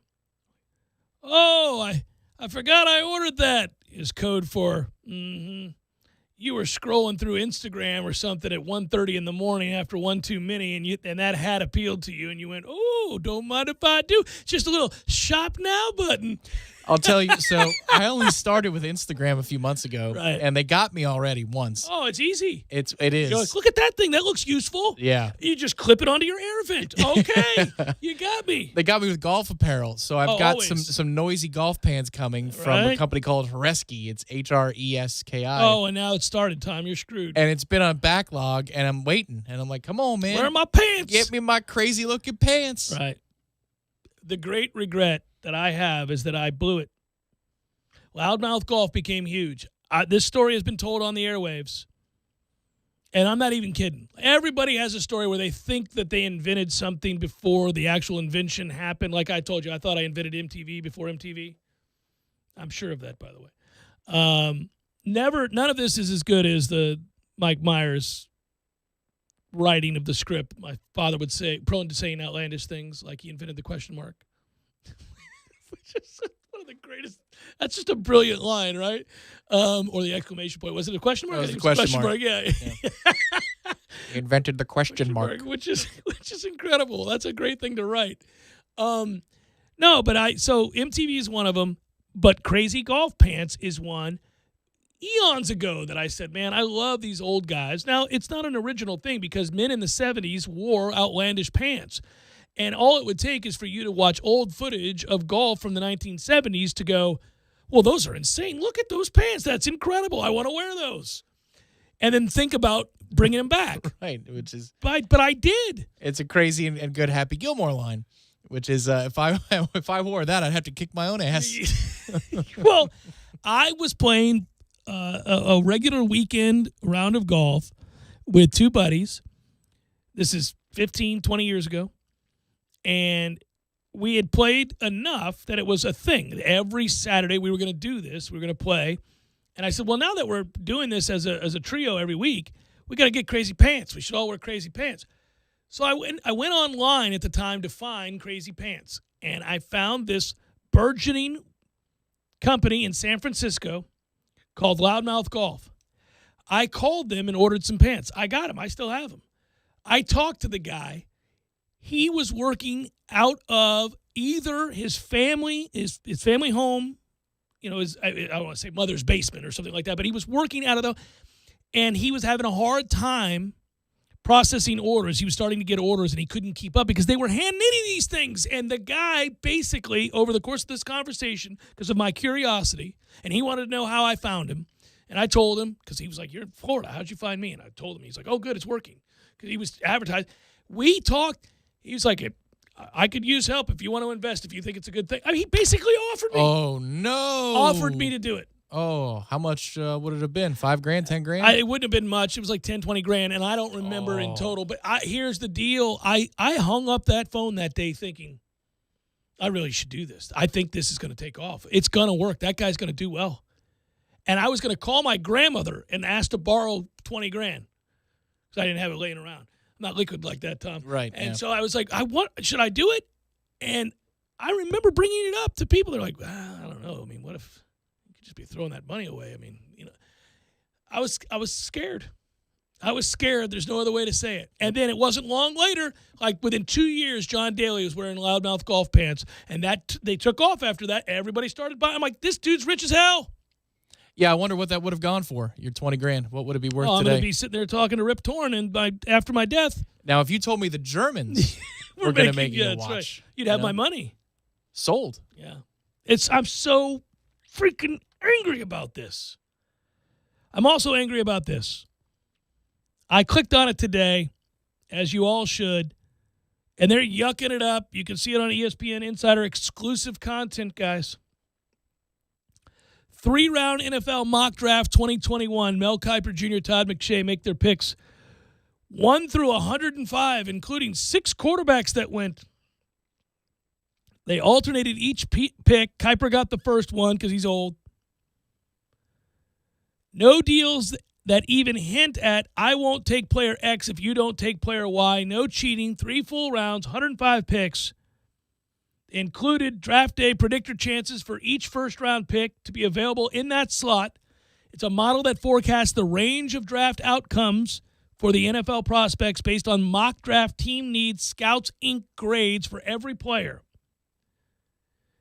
You can go through it. You can have fun with it. But they did not introduce trades, and this made me throw it in the garbage. I read this thing. I was like, no. What happened to all the trades? What happened to New England getting their guy? A draft analyst for ESPN dropped him on a make-believe website page. That's going to be the measurables that ultimately determine where Manziel goes in May. Right now, he does not belong in the top 25. If he beats Alabama again, everybody's going to say, oh, boy, move him up. No. Your number one. Who does Houston take? I'm going to go with Johnny Manziel. He's going in the top 5 somewhere. Hey, what's wrong with number 1? Johnny Manziel is a magician on the field. If he eats, sleeps, and drinks football 365 days a year, to me, he can be a very good to great player in the NFL. Draft analysis. Oh, it's a thing of beauty. I was wrong. I want to make one correction of my criticism of the latest mock with 105 picks. Kiper obviously took Trevor Lawrence to start the proceedings. He'll also get the final pick as they went through the compensatory picks. To the Saints at number 105. 4 teams make as many as 5 picks, including the Jags. Kiper made the only trade. There was a trade, so he invoked the trade. Just one. Just one. With a team jumping into the top 10 to take a quarterback. So there was one significant trade, and it was a team jumping into the top 10 to take a quarterback.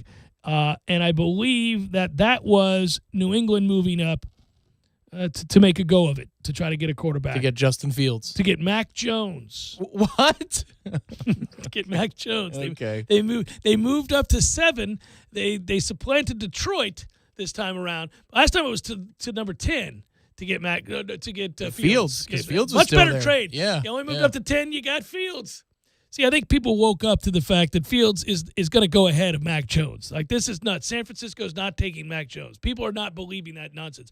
And I was ahead of the curve by saying they're not taking Mac Jones. That's a dumb pick. Mortensen said 90% chance.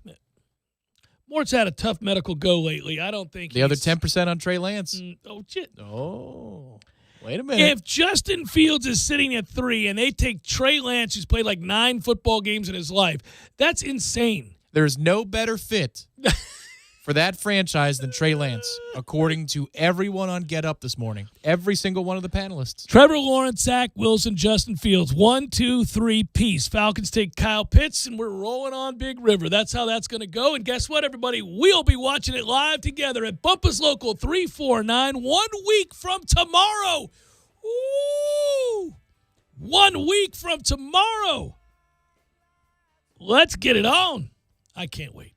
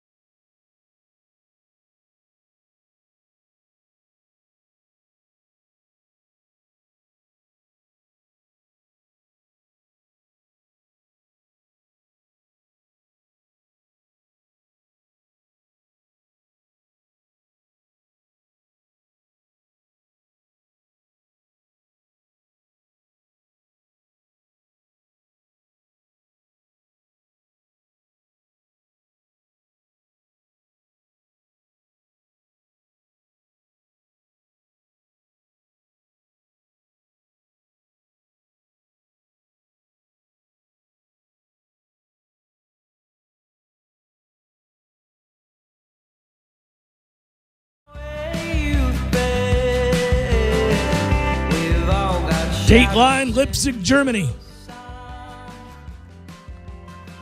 Neanderthal nuclear DNA has been recovered from sediments collected in one cave in northern Spain and 2 caves in Siberia's Altai Mountains by a team of researchers led by Benjamin Vernoot of the Max Planck Institute of Evolutionary Anthropology. He writes for Cosmos magazine. Interesting life. DNA is left behind by skin flakes, hair, excrement, sweat, and blood. So my man's walking into caves that are ancient, looking for poop, sweat, blood, hair, skin flakes. It's a toughie. It's a tough find. It's dark in here. Previous analysis of soil samples has detected ancient hominin mitochondrial DNA, which occurs in greater volume in a cell than nuclear DNA. But it is inherited from the mothers alone and is used to create energy. The mothers, I should say mothers. And therefore, offers less information about an individual than nuclear DNA, which, again, is inherited this time from both parties. We're in the weeds. I'm going to fast forward to where I'm going with this. Wilhelm, we have found the poop. Vernat and his colleagues, no doubt on the other end of that cry, sorted the DNA of other animals out of the more than 150 soil samples and found chromosomes from multiple Neanderthal individuals. The study revealed that inhabitants of Russia's Chigirskaya cave belonged to one population who lived there for a very short period of time. Their chromosomal DNA resembled that obtained from a fossil found in a cave, explained Knizia Kobrova of the Russian Academy of Sciences. And I just nailed that name. 2 separate populations, one dated to about 135,000 years ago. The other 105,000 years ago. Inhabited Spain's Galeria de las Estuatas. The latter wave of Neanderthals is thought to have replaced the earlier one. So, though, out with the old, in with the new. And that is some old finds in a cave by my man Wilhelm of Cosmos magazine, amongst others, digging through soil and finding poop and skin and bones. Well, out with the old and in with the new, 30,000 years, there would be some changes, I would think. It's unfathomable. Like, it's hard for the brain to think about 30,000 years of Neanderthals. Actually. Yeah, well, they've done studies that say you can't. We're incapable. The hell I can't? You can do the math, but you can't actually contemplate what it's that much time. So is that more evidence that Neanderthals weren't as dumb as the... It continues to be more evidence that they're not as dumb and that they intermingled with other groups that were thought to have been either killed off before they arrived or had moved on, but no. Wait for the Shyamalan plot twist. By the time you're 80, we are the Neanderthals. Yeah. The humans are on their way. Right. Here come the credits. Yeah, I just I love these stories. Maybe I'm alone, but that's so cool. Here's why. I'm interested in lives that are completely different than my own and in people who have forged these lives and what their lives are like. So, I mean, I get it. This guy has studied evolutionary anthropology, which is awesome. I mean, that's fantastic. Somewhere along the way, he was like, you know what? And I find that interesting. And then took it to the nth degree. Got his PhD and was like, I'm going into the caves, guys. We're going to find some stuff. Because ultimately, that's what you're doing. You're finding stuff that reveals new information about the stuff that you found previous and oftentimes makes that information obsolete and or just one step of many. And so you're kind of figuring things out along the way, and they have teams of people, which I think is awesome. It's funded. You get grants, and you go fly all over the world to these caves. This guy's in a Russian cave. Then he's in Spain. Then he's in another cave. And you're like, this is incredible. And I do. I picture the moments that they're picking up soil, and they're like, we got us a good sample here. This is going to be good, Evgeny. This appears to be, this is extra. A little bit of excrement here, Evgeny. Yeah, they see it. They see it, and they know it. Done it. Have you ever noticed the people who do, like, even if you're just, let's say you're arrowhead hunting or, something that it seems more relatable than looking at soils and trying to discern whether or not skin flakes. Skin flakes, right? Well, okay, so you find the different regions. They excavate these a lot in Texas, but they're all over Florida too. And I always think, it'd be weird to be the first person to touch that in 10,000 years or 8,000 years when you pull it out of the sand by a riverbed usually. But when you talk to people who do this, they say it's uncanny when you touch something like that. You feel like you're being watched. You feel like a weird spirit, like a connection. I could see that because nobody's touched that thing in 7,000 years or thereabouts. The guy who lost it chucked it at some living creature, and it didn't work out. Couldn't be a day over 6,000. So I've got to stop you there. Right in your tracks. Oh, my goodness. But it's the best. And I can only picture their excitement, that moment. They're like, yes. And they're at a restaurant that night, and it's their kind of party, and nobody else gets it. And they're having that conversation, and they're saying it to the waiter or whomever else that passes by, and they're just nodding. But I'm so excited for their excitement. And I don't mean that demeaningly. Like, good God, this is great. This helps inform, not only our worldview but the history of human beings. Going to get some vodka out in Russia. Oh, we have man. found skin flakes. Yeah. Can you believe it? My man, what was his name again here? Benjamin Vernot led the team, as he should have. His name is Benjamin Vernot. If Benjamin Vernot lived in a way that wasn't conducive to drinking really fine bottles of red wine, I'd be disappointed. He has to. He's That's Benjamin Vernot. And he's also a brandy guy, right? Yeah. Imported. Because of his world travels, he's found that brandy suits him. Special by the fire. He has ways in which this gets done. It suits me. Final hour forthcoming. Stay with. We'll talk football next.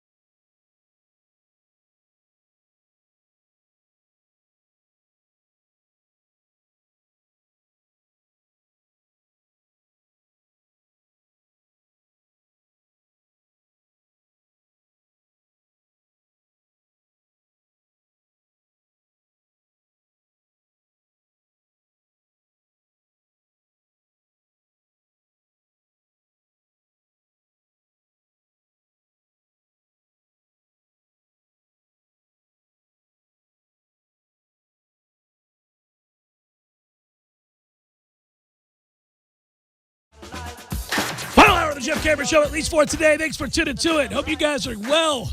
Appreciate you joining us. Hopefully you're listening to us outside somewhere. What another glorious day here in God's country, North Florida. Man, cool breeze, not that humid. A little warm, but hey, not too bad. I mean, it's damn near May, everybody. Doing all right. I'm Jeff, that's Tom. We're online, ESPNTallahassee.com. That's where you get to listen live via the streaming free. Always don't miss anything, but if you do, go back, get caught up at your leisure. Because we'll post it to Apple Podcasts, anywhere you get podcasts. Go find the show, download it, 5-star that baby, and pass it around. That's what you do. Yeah, YouTubers, hope you're well. Thank you kindly for watching the program. Should note that yesterday was Seminole headlines, and thus I did not get a chance to talk with you, Tom, about the latest member of Florida State's 2024 schedule. New scheduling. Anything that's related to Florida State opponents I like to get to, because these days we have to really consider who we're capable of beating, and we're looking at time frames a lot these days, whether that be for what I'm going to talk about in the next segment, which is how much money we have to raise for facilities and the renderings and the things that Michael Alfred's going around talking to people about these days, flying up to Atlanta, doing all that, got to do what you got to do to raise money. But also it's part and parcel to the whole getting better at football. Money tends to come in for successful football programs. Also, we're scheduling the level of opponent these days that require you to get a lot better at football or else be on the wrong end of an ass beating. LSU's in the not-too-distant future. Alabama's in the not-too-distant future. Georgia's in the not-too-distant future. And I would say if your I's aren't dotted and your T's aren't crossed, you can take a whooping from Memphis if things aren't right. But it's 2024, so I would guess the direction of things suggests we'll be just fine to beat Memphis in 2024. It's also a signal that Mike Norvell is betting on himself. Not afraid. We'll be past where I was by that time. Yeah. I don't know about now. If we saw him in a bowl game at 6-6 or 7-5, I don't know. Maybe not. No. But certainly by 2024, we'll be way past them. So I like the confidence there. I do too. We have non-conference home games, does Florida State, Memphis, and Charleston Southern. I know that would pump you up. Charleston Southern for 2024. That the university announcing yesterday. Here's hoping we can get them on a bye or after a bye, right? Just before we play. The rumor is that we're playing Charleston Southern the week before we play Florida, Tom. That's the right way of doing things. Oh, my God. My heart almost stopped. You're kidding me. They're getting it done. Wow. They're getting it done. Well scheduled, finally. There you go. So Norvell says, come on down. That can't be a coincidence that Memphis, of all teams, is the one that is on the schedule for 2024. It should be noted here that FSU's 2024 schedule, featuring 3 home games, including the annual battle with rival Florida and Tallahassee, and a road trip, the non-conference, road trip to Notre Dame in South Bend, Indiana. Do you want to take it to the dump on 2024? I've been there, done that, man. I'm going. You're going? I'm going. 2024. I'm putting it down. Honey, if you're listening, if you're driving, put it in our calendar. 2024. We're off to Chicago. I'd go to Chicago Of course and you get would. on the bus, and I'll stay. I'll stay in Chicago. Stay in You guys go to the dump. I'll hang out in Chicago, watch it from Wrigleyville. That'll be awesome. Fair enough. I'm going to Chicago any chance I get, especially if we are indeed covering Florida State still on the Jeff Cameron Show. Whether that's housed in New York City or right here in Tallahassee, the JCS is the JCS. So if we're covering this here program, we're going up to Chicago. If that stadium gets nicer, then I'll go. Won't get nicer. No? People probably won't get friendlier either. But Chicago still kicks ass, and it will continue to kick ass. And I'm going. And I'm going to walk my ass down Michigan Ave. I'm going to take a right. I'm going to go, what street was that? Whatever. Illinois Avenue. Whatever the street was, where that little Italian restaurant is that I walked into. And that was the rich part of town. No, right? I mean, we were staying right there on the North Shore, of course. I mean, that's all the rich part of town. Well, we were in that one dive bar. That was the one Irish bar before we went to the Blackhawks game. Okay, across from that is the Italian restaurant. There were a lot of nice restaurants around it. That was clearly the place where all the people go in the service industry after they're done. That was a good time. So I went to one of the nice Italian restaurants there, no doubt mob-owned. And you remember the speakeasy we were at? Which in California? No, in Chicago. The one booster. We met the one booster. That's right. I know. A little bit later at night. Oh, I forgot about that. That was in like the middle of nowhere. Yeah, that was awesome. And there were a bunch of Knowles in there. It was an open secret. It didn't suck. Speakeasies are awesome, by the way. Yeah. I had a conversation the other day about speakeasies. I want to do that, by the way. Any sort of nefariousness, they're like, oh, really? I'd like to see it. Memphis, 2024, Notre Dame, and the University of Florida, your non-conference, along with Charleston Southern's sorry ass. Florida State had this to say with the release. FSU has finalized its 2024 non-conference schedule with the additions of Memphis and Charleston Southern to a schedule that also features Notre Dame and Florida. I'm excited for this group of non-conference opponents, said Mike Norvell. Memphis is one of the top group of 5 programs in the country. He should have added, thanks to me. Oh, yeah. Thanks to me. Self-aggrandizing, but I guess so. And trips to South Bend are always special with the history between our two programs. Having these 3 opponents coming to Tallahassee, along with going to Notre Dame, provides us a challenging but opportunistic non-conference slate. Noles are set to host Memphis on September the 14th, making this the first game between the programs since 1990. Tom was 4. I remember the game. The teams first met way back in 1959, have played 18 times. They used to play each other on the regular when Florida State was on the come-up. Florida State will play Charleston Southern on November 23rd. There it is, confirmed. Hey, wasn't a rumor much at all. Better. Instead of paying UMass $1.5 million, Jesus, off a bye. We better buckle up the chin straps on that afternoon, Tom, because Charleston Southern still stinging from a 2011 62-10 ass kicking the last time these two teams met. Played again in 2016. Charleston Southern was sure they were going to get revenge on that afternoon, but alas, they lost 52-8. Revenge was not theirs to have. Nay. We travel to Notre Dame in November. Not cold, not like December. Maybe you'll go up there. Maybe early November you'll take that trip with me to Chicago. Hopefully I don't have the flu again. That'd be nice. Yeah. I enjoyed the snow. I enjoyed being able to walk down the streets of Chicago as the little flakes came down, and I was in my own thoughts on my way to get a pastry along with a cup of coffee. Later on, some red wine. We will take off as much as we can chew, if not more, with these non-conference schedules. I mean, really? So on a Notre Dame year, you're going to schedule Memphis. All right. I would have been okay with UMass Part 2. Let's get the rematch from the 2021 Classic that will occur after the bye week. Maybe we should have paid them for that one. But okay, Memphis could be quite capable. Hopefully we are at that point. Here we go. I love doing the future FSU schedules. Which one do you want, buddy? Name a year. How about 2022? All right. We already know 2022, but I will do it. I will do it just for you. You excited about 2022? Just because all these opponents. Here comes Duquesne. All right. That's the LSU tune-up, baby. Yeah. LSU, Mercedes-Benz Stadium in the Superdome, New Orleans. Here's the problem. You and I, love affair for the city of New Orleans, no doubt. Going to have a good time. But screw that, man. This should have been Baton Rouge. Non-conference also features the Raging Cajuns of Louisiana, Doak Campbell Stadium, late in the year.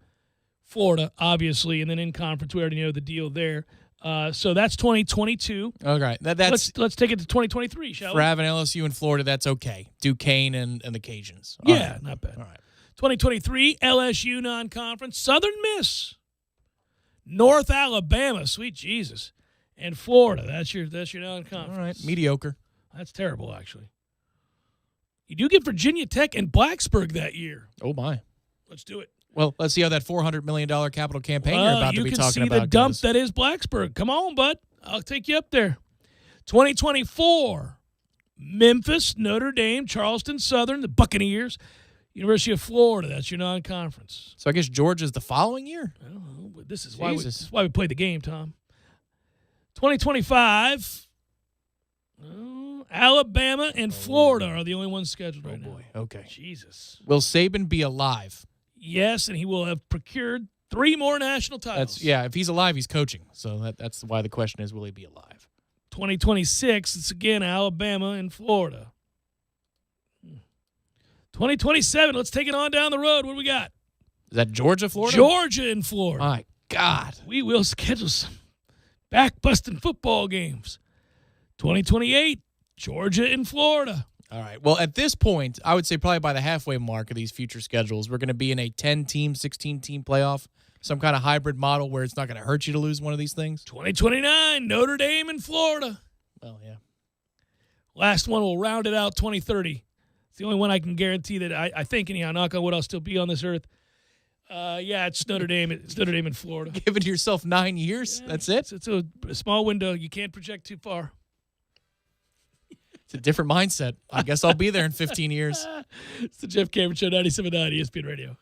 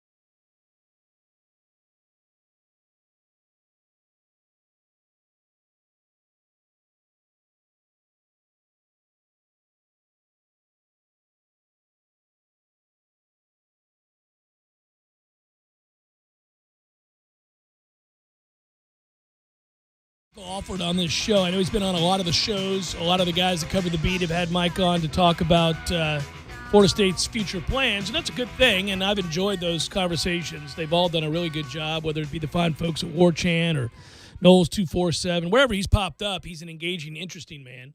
And he's worked a lot of cool places, so I enjoy listening to him talk, because if you helped put together Jerry's World and the structure and worked with the people who helped build that and design that, then you've got interesting stories. He did the same thing at Oklahoma, and you got interesting stories there too.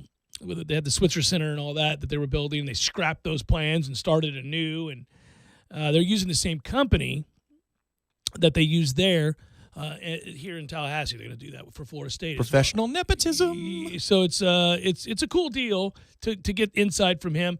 But you know what I've always noticed, and there is a real skill in this, you not only have to be armed with the knowledge, and he is an educated man who's put in the time and now has the work experience to speak from a place of a source from a hands-on experience and knowledge. But you have to have such a wherewithal and to be such a politician. And that's normally a knock, as it should be. Politicians are really ugly creatures.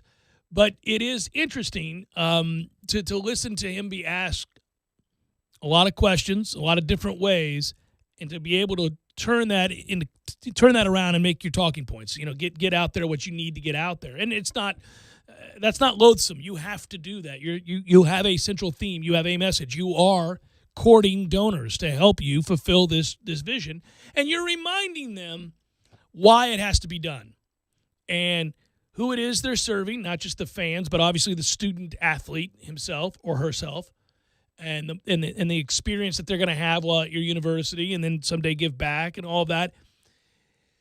And he masterfully weaves that in to every answer. But I was reminded of it in an article David Teal wrote, and we keep coming back to the money being the thing here.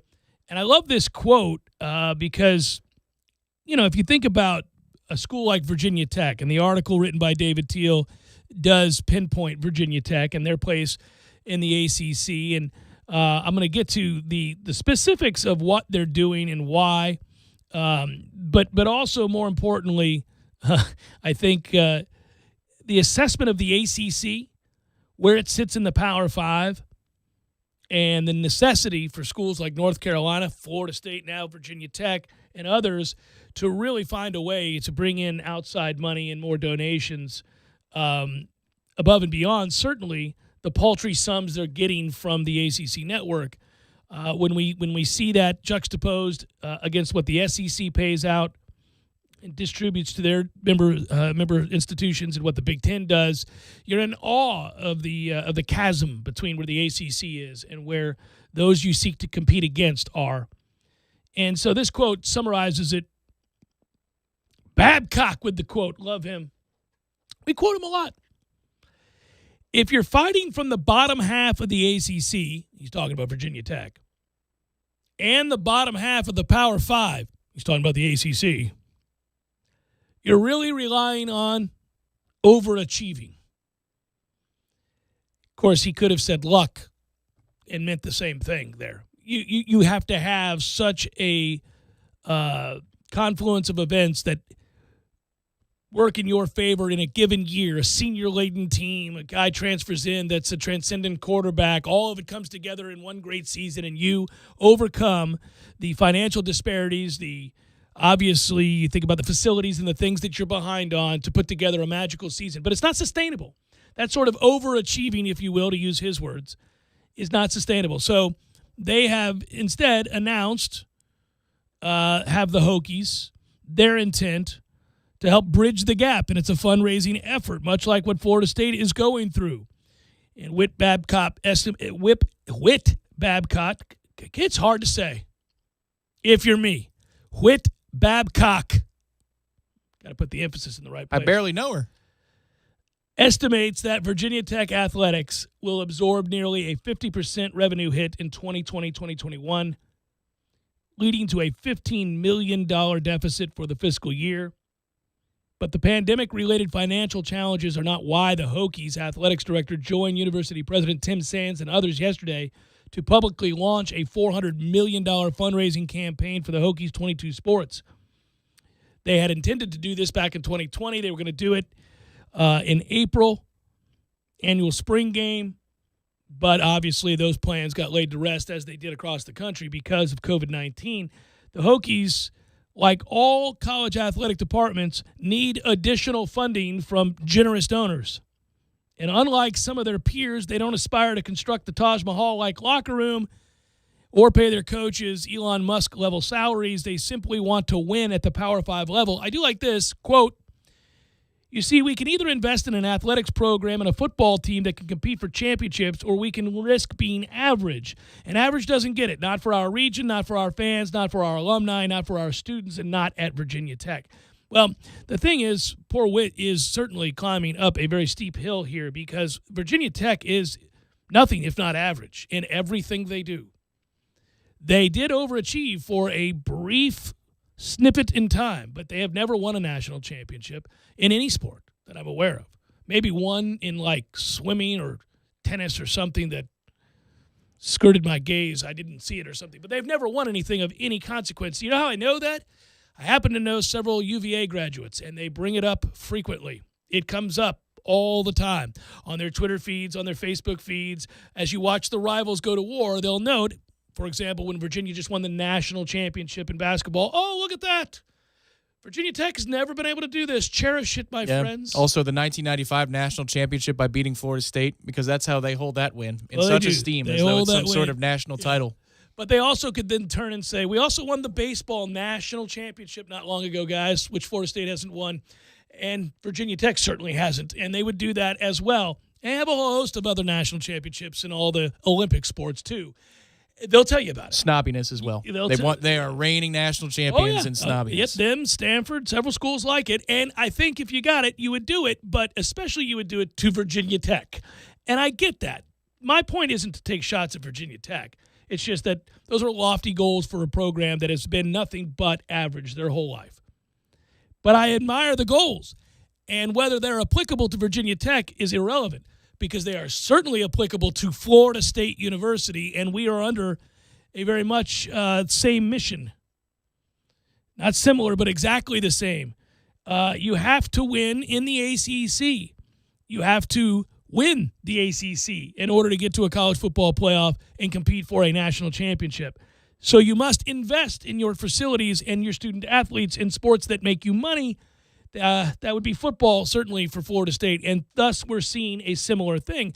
And if you look at ACC rivals across the board, as pointed out in David Teal's article, Virginia and North Carolina both conducting $500 million plus campaigns for their athletic programs. The $200 million of the $500 million campaign for Virginia is ticketed specifically to football. Oh, finally. Well, that's good news. Took them 25 years. That is really good news. I mean, they're like, hey, we're gonna do this. We understand it makes us money. Maybe the ACC commissioner, the new one, had something to do with that, to say, hey, it's been 25 years. Spend some money on your damn football program, and maybe we can all earn more money together. By the way, according to USA Today's most recent compilation, Louisville topped the list of ACC spenders at $151.2 million, which ranked 9th nationally. Louisville is not having it. They're committed, man. Papa John's money is just falling out of the sky at Louisville. I don't know if they take his money anymore, but they've got plenty of it.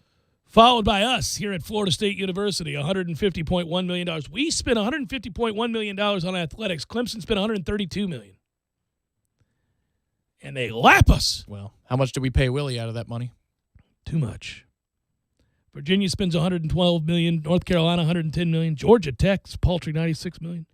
And then come the Hokies way down the list at $94 million. Behind Georgia Tech, that would hurt your feelings. But they do lead the way in awesome sports information directors. That guy is a TV show. He's my guy. I hope he's still there. Oh, my God. He was 2 years ago when we met up in Charlotte. You weren't there, but I think I took a picture, and I don't know if I sent it to you or not. He came smiling around the corner, because always, dressed to the nines, hair slicked back, entering the room. Here we go, friends. Man, if you were Clemson, right, and you had that one sports info director who was an ass to us, clown, right, wouldn't you want to just go grab the guy from Virginia Tech and say, what do you make? Yeah. What do you make? Yeah, we'll double it. Come on. Here, write it on a piece of paper, slide it over. What do you think of that? You're my guy. Here's your polo. Yeah, I would do it because he is a guy, and I love these guys. They're characters. They get it. That loves the game.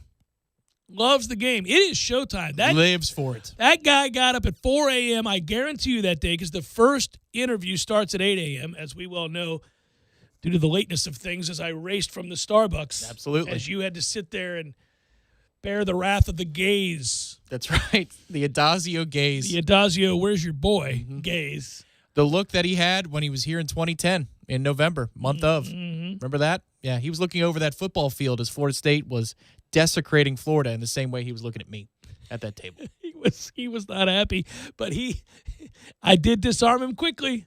He knew he was up against a player that day. Yeah. Is it reasonable to expect to win football games at Boston College? He's like, Jesus, this guy's punching me in the face. And he's late. He's the one who's late. As I sipped, It got tense and the fire alarm went off and you guys did not break the interview. Yeah. It was on You loved that lockdown. interview because you were locked in like, look at this. I'm watching these I didn't two. expect it because I'm just coming down from the anxiety of being like, I've tried 2 or 3 conversation starters. We got nothing. And you're looking at your watch, and I'm racing in with coffee in my Yep. hand. Mhm. Good morning. Good morning. Yeah. Hello. It's good you could make it. Yeah. He was passive aggressive. Here we go. And he had like the off red. It was like the rose blazer too. Yeah. Well, my favorite part about that was I was just tired enough and frustrated enough with the people at the Starbucks that I was like, I'm not dealing with this. You're Boston College. I don't give a damn. I mean, walk away from the interview. I took that big sip of coffee before I got started. I was like, let's go. Let's it turned out that he liked the honest, upfront questions. He did. He was like, oh, I like this guy. Because then the next year when he saw me, he was like, hey, buddy. And thus we gave him a ding. Correct. Well, he would have been nice, with the pastry is how it started, but then he realized that you're not there. He's having a pastry. I'm like, Yeah. And he's like, well, you know what I'm having? An experience with somebody who's late. That's what I'm having. 48th nationally. Hokies 94 million. That's just the public schools. Some private institutions like Notre Dame and Duke have certainly spent more. So that puts Virginia Tech amongst the bottom 15 to the 65 schools that compete in Power 5 conferences. That's a problem. Hence, they launched this campaign. But all of the schools, and it obviously plays out in the article, have launched similar campaigns. I mean, it's campaign city going on in the ACC right now. Well, he Has to said be. you have to overachieve. Is that the term he Yeah, used? yeah, There it is. That's right. Whit Babcock. Whit. Whit. That makes it easier, actually, if you go the Whit Babcock. Whip. Whit Babcock. Cool. Whip. So you need a coach to outperform his salary in football, and you will need a You have to university or outperform athletic your department facilities. that outperforms either its facilities or its TV contract. That's what you got to do. That's it. Nothing more. That shouldn't be too hard. Babcock noted that the pandemic will cost athletics approximately $47 million in revenue. All but $15 million covered by salary reductions and other cuts. That is devastating how many people they've had to cut and how many people they've had to furlough and how many people have had to take significant pay cuts. It's hard to feel sorry for a guy if he's making $4.7 million and he has to take a cut to $3 million. But you understand. I mean, that's... Yeah, but how many people does that represent underneath him right, within the of athletic department? Of course. Additional revenue from the ACC would help. The league's average per school distribution of $28.8 million. Should David Teal have written that in parentheses? Sucks. You think his editor would have got it? I wonder if Swaffy's out, he could speak his mind now Yeah, because he needed Swaffy for all the information. Now he could be like, well, that guy was terrible.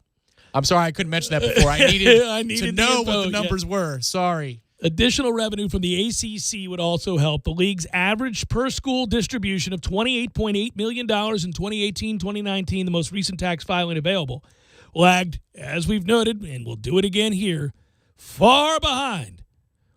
Oh, this is like you can't even see them. You're in a jumpsuit, they're in a jumpsuit, you're running the same race. And maybe if you squint your eyes because they're wearing their glow-in-the-dark thing to protect themselves as evening dawns, maybe you see him off in the distance. $55.6 million given out by the Big Ten. We are driving a $30,000 BMW in Monaco. That's what we're doing. Yeah, the Big Ten and the SEC are a little bit like Alec Baldwin's character in Glengarry Glen Ross, and the rest of us seated as the speech takes place Essentially, is the ACC. My watch is worth more than your life. Yeah, more than you make in a year. This watch is, yeah. That's why I drove in a $250,000 BMW and you arrived in a Hyundai. The uncomfortable laugh from Ed Harris is actually one of the best parts because I think he wasn't supposed to. He's good. He's great in that That's scene. who the Yeah, and Ed Harris is like, ooh, yeah, okay. he'd heard some doozies. It was good. You know what it takes to sell real estate? That's the Big Ten and the SEC standing before the ACC. Coffee's for closers only. Guys, kids, do yourself a favor. See the movie Glengarry Glen Ross. In particular, Alec Baldwin steals that scene, as he has in many movies. It is an all-time great moment. But the whole movie is kick-ass, filled with great writing and directing and acting. Put that coffee down. Remember what a miserable night it was outside, too? Oh, and Jack Lemmon's like, what? I'm just kidding. I'm a grown-ass man. Coffee's for closers only. That is a lot to be behind. The SEC gave their member institutions $45.3 million. Reminder of where I started with that paragraph. The ACC, $28 million. Yeah, that's Phillips took over from the retiring John Swofford on February the 1st. We know that. Jim Phillips, new ACC commissioner. A lot on the plate. All right, Jim. Let's hear the quote, though. Again, this from others regarding Jim Phillips. I think Jim recognized the disparity from the outset. Well, I would hope, or else he'd be unqualified. Was he overlooking the disparity? I think that'd be the first thing he noticed when he was looking at the balance sheets. Well, Jesus, guys, this is a problem. Has anybody else noticed this? Just me? Come over here and look at this. Look what I just came from Northwestern and we had it really good. You poor bastards, how'd you win a game? Rethinking your employment here, Jim? No, not at all. And that was a big part of his conversations with the presidents and chancellors. It's not just the money, but you can't do it without that kind of support. That's a major expectation of the presidents and chancellors. I think we got the right guy. Yeah, well, I mean, I could have been the right guy if all it takes is to recognize the major disparity between monetary distributions. Maybe we should have gotten Roy Cohn. Virginia Tech aspires to complete the campaign. Their campaign is Reach for Excellence as part of the university-wide $1.5 billion drive in 6 years. Ooh, if they get it, that's impressive, because if you've ever been there, I don't know where that money's coming from. I mean, I have been there, Tom. You've seen those things. I've seen the things, and I don't know. Money's hiding in them their hills, I guess, because there ain't much. You drive around, you're like, Blacksburg, huh? All right, kind of what I thought. Kind of what I figured it would be. It's a quaint little mom and pop shop over there, and there's another one. I'm sure they're lovely people. We're trying to make $1.5 billion. Maybe it can come from defense spending for the military program. Quote, those goals are ambitious. Yeah. But Babcock professed confidence that Virginia Tech could get it done. Well,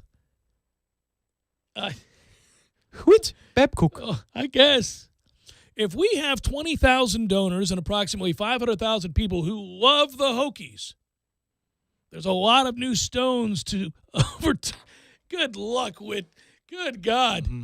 That is ambitious indeed. So Teal just penned the death of Virginia Tech as we know them. Well, that's column. Look, the ACC, if it's going to get to where it wants to go, and we're in it, needs us at Florida State University, as does obviously everybody else involved in the current fundraising proposition. And we've seen the renderings. Gorgeous. We're going to have to win. This just gets back to freaking winning. Just like Virginia Tech is going to have to win. Some of the numbers for Virginia Tech, I get depressed thinking about where we're at Florida State right now, because we've sucked to high heaven for some time. And it is heartbreaking to see how long this has gone on and to be such a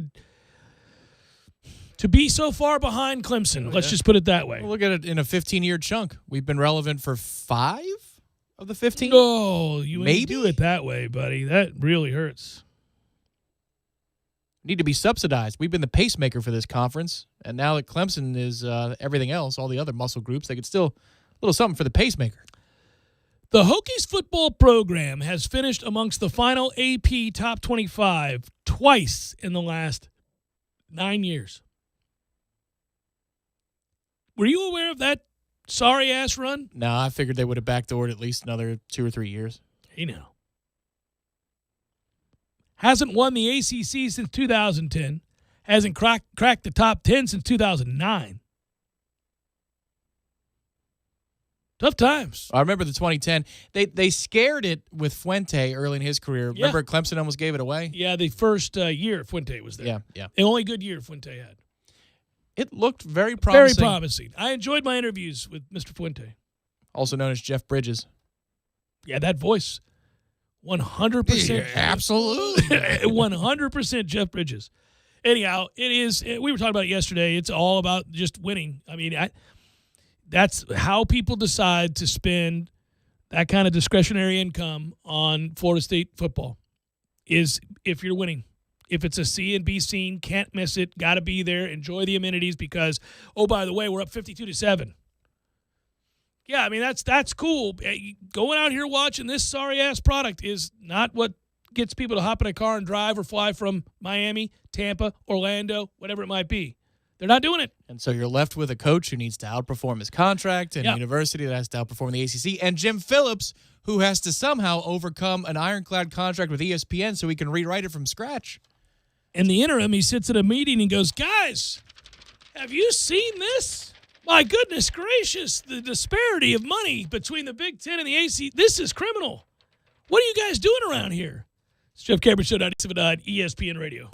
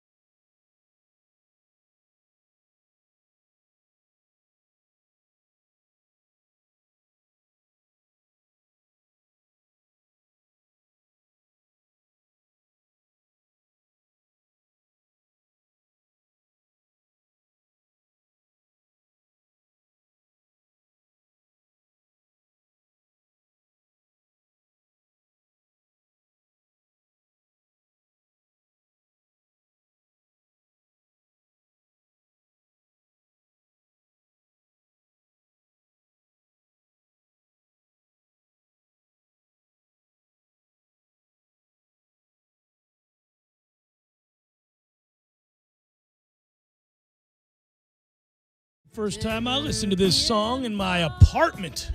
That's how old it is. Cleaning out the fireplace, Tom, while overlooking this little, what I called a lake, but was really a retention pond. As they tend to be when you're in an apartment complex. You had a lakeside view, buddy. Yeah. I actually liked it. I had a porch on days where I realized I utilized that porch for too long. The sun would be coming up. I would see the geese landing on the retention pond that I called a lake. And I think, oh, it's morning. People are going out for a jog. I should probably go to bed. That's how long ago that song came out. You had a fireplace, though, so you had that going for you, too. I think I was one of the only units that had a fireplace in the entire complex, and I don't know why it was. I think the landlord at one time lived there, and they had some perks, like you got the landlord suite overlooking the retention pond with a fireplace and the back porch and all that. But it ended up being a really cool place up until a cop moved in below me. Not that I have a problem with cops, but they might have a problem with me back then. And so I was just like, oh, man, this is ruined. He didn't work the graveyard shift? Or she didn't? No, he didn't, and he was home all the wrong times. And I was just always like, well, this is no good. This man needs to move out. I developed a game way back then. It's a game that I still play to this day, and you've been around me as I've played it before, but it's more fun to play when you live in an apartment complex. And that is when you see men in their 40s move into your apartment complex, you try to guess the tragedy that has befell that particular individual. Damn, man, I didn't know you played that game. Oh, it's a great game. It's a great game, and I was really good at it, You just make simple observations over the course of a day or two when they first move in, maybe a week or two. You really, really want to pinpoint it. Oh, it's an ugly divorce, temporary housing. Somebody cheated on the other. This is a tough deal. Tough deal for that guy. That sucks. And then all of a sudden, you have to kind of change your game plan. Maybe their kid comes to visit the apartment. You're like, oh, there are multiple factors going on here. They've got kids together, young kids. Oh, this is an ugly scene. Jesus, dude, that is nasty stuff. Yeah, other times, you'd say, oh, I get this guy. Single for life. Doesn't want to be held down. He's out and about all hours, every day, all day. He's a gigolo, this guy here. And, same with women. You'd have different, storylines for us. You'd break it out. So you were Magda from There's Something About Mary. You got to know your neighbors. Well, I would sit on the porch and enjoy an adult beverage, and I would kind of look out there and it's judgment time. Peruse the land. And it wasn't even so much judging as it was trying to figure out what is your story. First of all, if a well-groomed, well-dressed man, mid-40s, early 50s, rolls into an apartment complex that I'm living in my 20s, dead-ass broke, barely into radio, you got to be a little suspicious. He pulls in a really nice car. You become even more suspicious. So you add on. You're like, okay, dude's driving a new Beamer, dressed to the nines every day. Good-looking man. He could do well for himself out and about. What gives? Why is he in this apartment complex paying $300 a month in rent for this hellhole? What happened here? Fresh out of prison, ugly divorce, temporary housing. These are all obvious candidates. New general manager in the radio business? Yeah, it was funny. I had to try to, you try to piece it together. With the wisdom you have now, you'd have to add that to potential reasons. Yeah. Trade. Yeah. So must be in from out of town. Could be a trade venture here. I don't know what. Let's see. Here are the occupations that feature that. Call today. Yeah. It's time for Probables. It's brought to you by our friends at North Florida Payroll Services. Cue it up. It's time for, how you say, with the pitching, probables? North Florida Payroll Services, locally owned for nearly 15 years, offering payroll and HR services, including full online applicant onboarding and integration into payroll. Save your company money. Save your company heartache. Heartache, Mitch. Head to NorthFloridaPayroll.com. I didn't know payroll causes heartache, but then again, I've never had to do payroll, so maybe it does. It sounds like it would. Just on the surface, sounds like, I got to do payroll. Oh, there are certain things when we moved into our current house, I said, babe, you can either take care of this or I'm going to pay for it to be done. But I'm not doing it because I'm going to pay for it to be done. It's going to be much better that way. You're very much like me when it comes to certain things you will or will not do. Could be cleaning, could be anything, but there are set in stone things that you're like, I'm just not doing this. You need to know this now. And one of those things is, when I was marrying my wife, we had a very big disagreement about what is a comfortable temperature in the house. And I said, I'd rather pay more for my electric bill every month and be comfortable than to bitch about this every day. So I will not raise the thermostat above 72 at any point. It's just not happening. So we had to talk about our pool, which I wanted, which is my expense. I said, listen, I'm going to have a service done by a person that can advertise with us if they like. I'd tell your story. Yeah. And she said, well, I'm not paying for that. I said, that's fine. Yeah. That's fine. Yeah, but because she said, you could do your own chemicals. I'm like, yes, maybe in a year. But we've got other stuff to do. So I will pay for it. Ain't no thing. It's going to hurt a little bit. But you know what would hurt more? Having to do chemicals while we're trying to move in and get all this other stuff done. It's just a pain in the ass anyhow. You want to, hey, you do that. They backwash it, they clean do all that it. stuff. It's great. They do.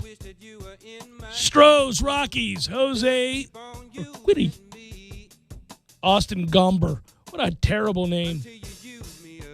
That guy got made fun of his whole life. That's probably why he throws hard. Just angry. Isn't that the little thing that Mario jumps on? Gomber? The Gombers? Is it? I didn't know. You might be right. I just thought they were giant mushrooms. Those are the Goombas. Never mind. Okay. Yeah, not a Gomber, a Goomba. Twins, A's, Kenta Maeda, Frankie Montas. We've got the Cardinals, boo. And the Nats. Some of these games are on right now. What am I doing? Sorry. These games are being played as we speak. If you aren't watching, you should know that Carlos Martinez started for the Cardinals and Max Scherzer started for the Nats. I know my Pirates are on, but I'm taping that game. Listen to me. I sound so old taping that game. Nobody tapes anything. So there was a really good article, brought a smile to my face, by Ken Rosenthal on Monday that said, hey, if the Nats continue to suck, Max Scherzer should be the number one piece to be gotten on the trade market this year. Well, they're not going to trade to the Mets. Oh, no. Yeah. But just the idea that the Nats, they got theirs, but this is nice. Well, I was going to say, they'll be happy. They're like, we did win one, Tom. That would be my retort. And they're only 3 games under 500. It's not like they're the Yankees.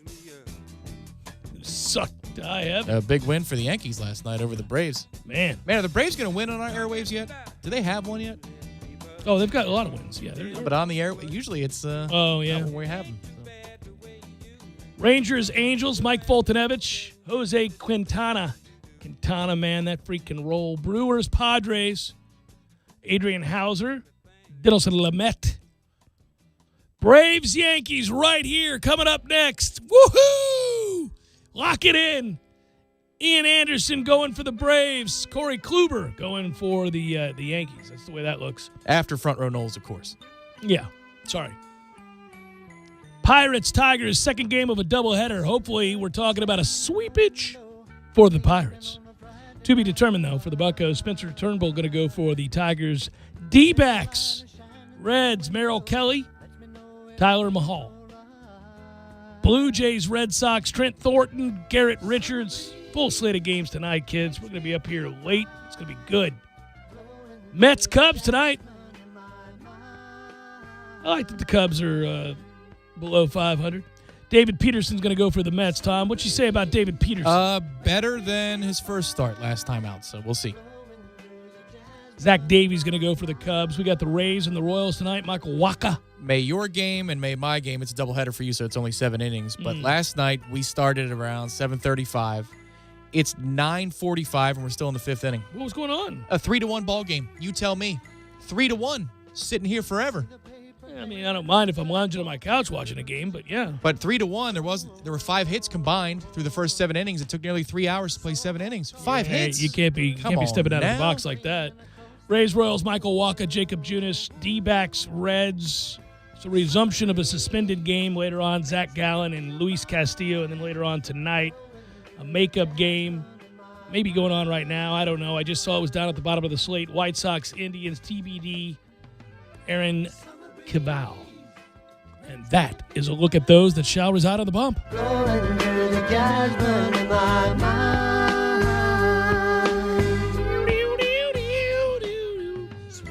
Well, front row Knowles tonight, huh? All right. I like front row Knowles. I'll be listening to that tonight before I get geared up to do the show with Trey Jones, PGA Tour Network tonight, Channel 92 if you have SiriusXM. No better way to spend your hump day than with Front Row Knowles, followed by a little Beyond the Tips. A little Beyond the Tips, buddy. Well, big week. We're starting postseason golf. Trey's got to be excited. ACC play begins, and then from there we go on to the NCAAs. And I asked Trey, does he feel any more pressure now, even though this week is a week you could lose, no big deal. You could lose an ACC tournament. It's not ideal, but you could lose it so long as you don't lose the following 2 weeks. Does he feel any more pressure? Because they've been number one before, but it's the first time in a while that they've been the number one ranked team in the nation for a sustained period of time, and he's got two hosses up top and a really good freshman. And he said, well, I know how John Pack will respond to postseason golf, but I don't know how any of the other guys that are helping us sustain this ranking at number one will respond to postseason golf because they never have been involved. That's got to be terrible for a coach because what can you do? It sounds like he's dwelling on that fact. Well, I would too. I would be like, well, I don't know. But one of my best golfers has never been in this position before. I sure hope he can handle it. Try and simulate as much pressure as possible in the ACCs. I don't know if it's like the women's game, but they made the final against Duke in the ACCs, lost, yeah. and it was match play. So if you can get to maybe you can conjure up some emotions and some nerves with some match play in an ACC championship setting. I'll tell you what's awful is like you have the best team in the world and then you lose in match play. I mean, that's nonsense. Like, our total would have been 15 strokes better than yours, but we lost more matches. Well, that rears its head in the national championships. I don't like it. I don't like it. Good work out of you. Good work, Matthew. Be well, everybody. Have a great night. We'll talk to you tomorrow.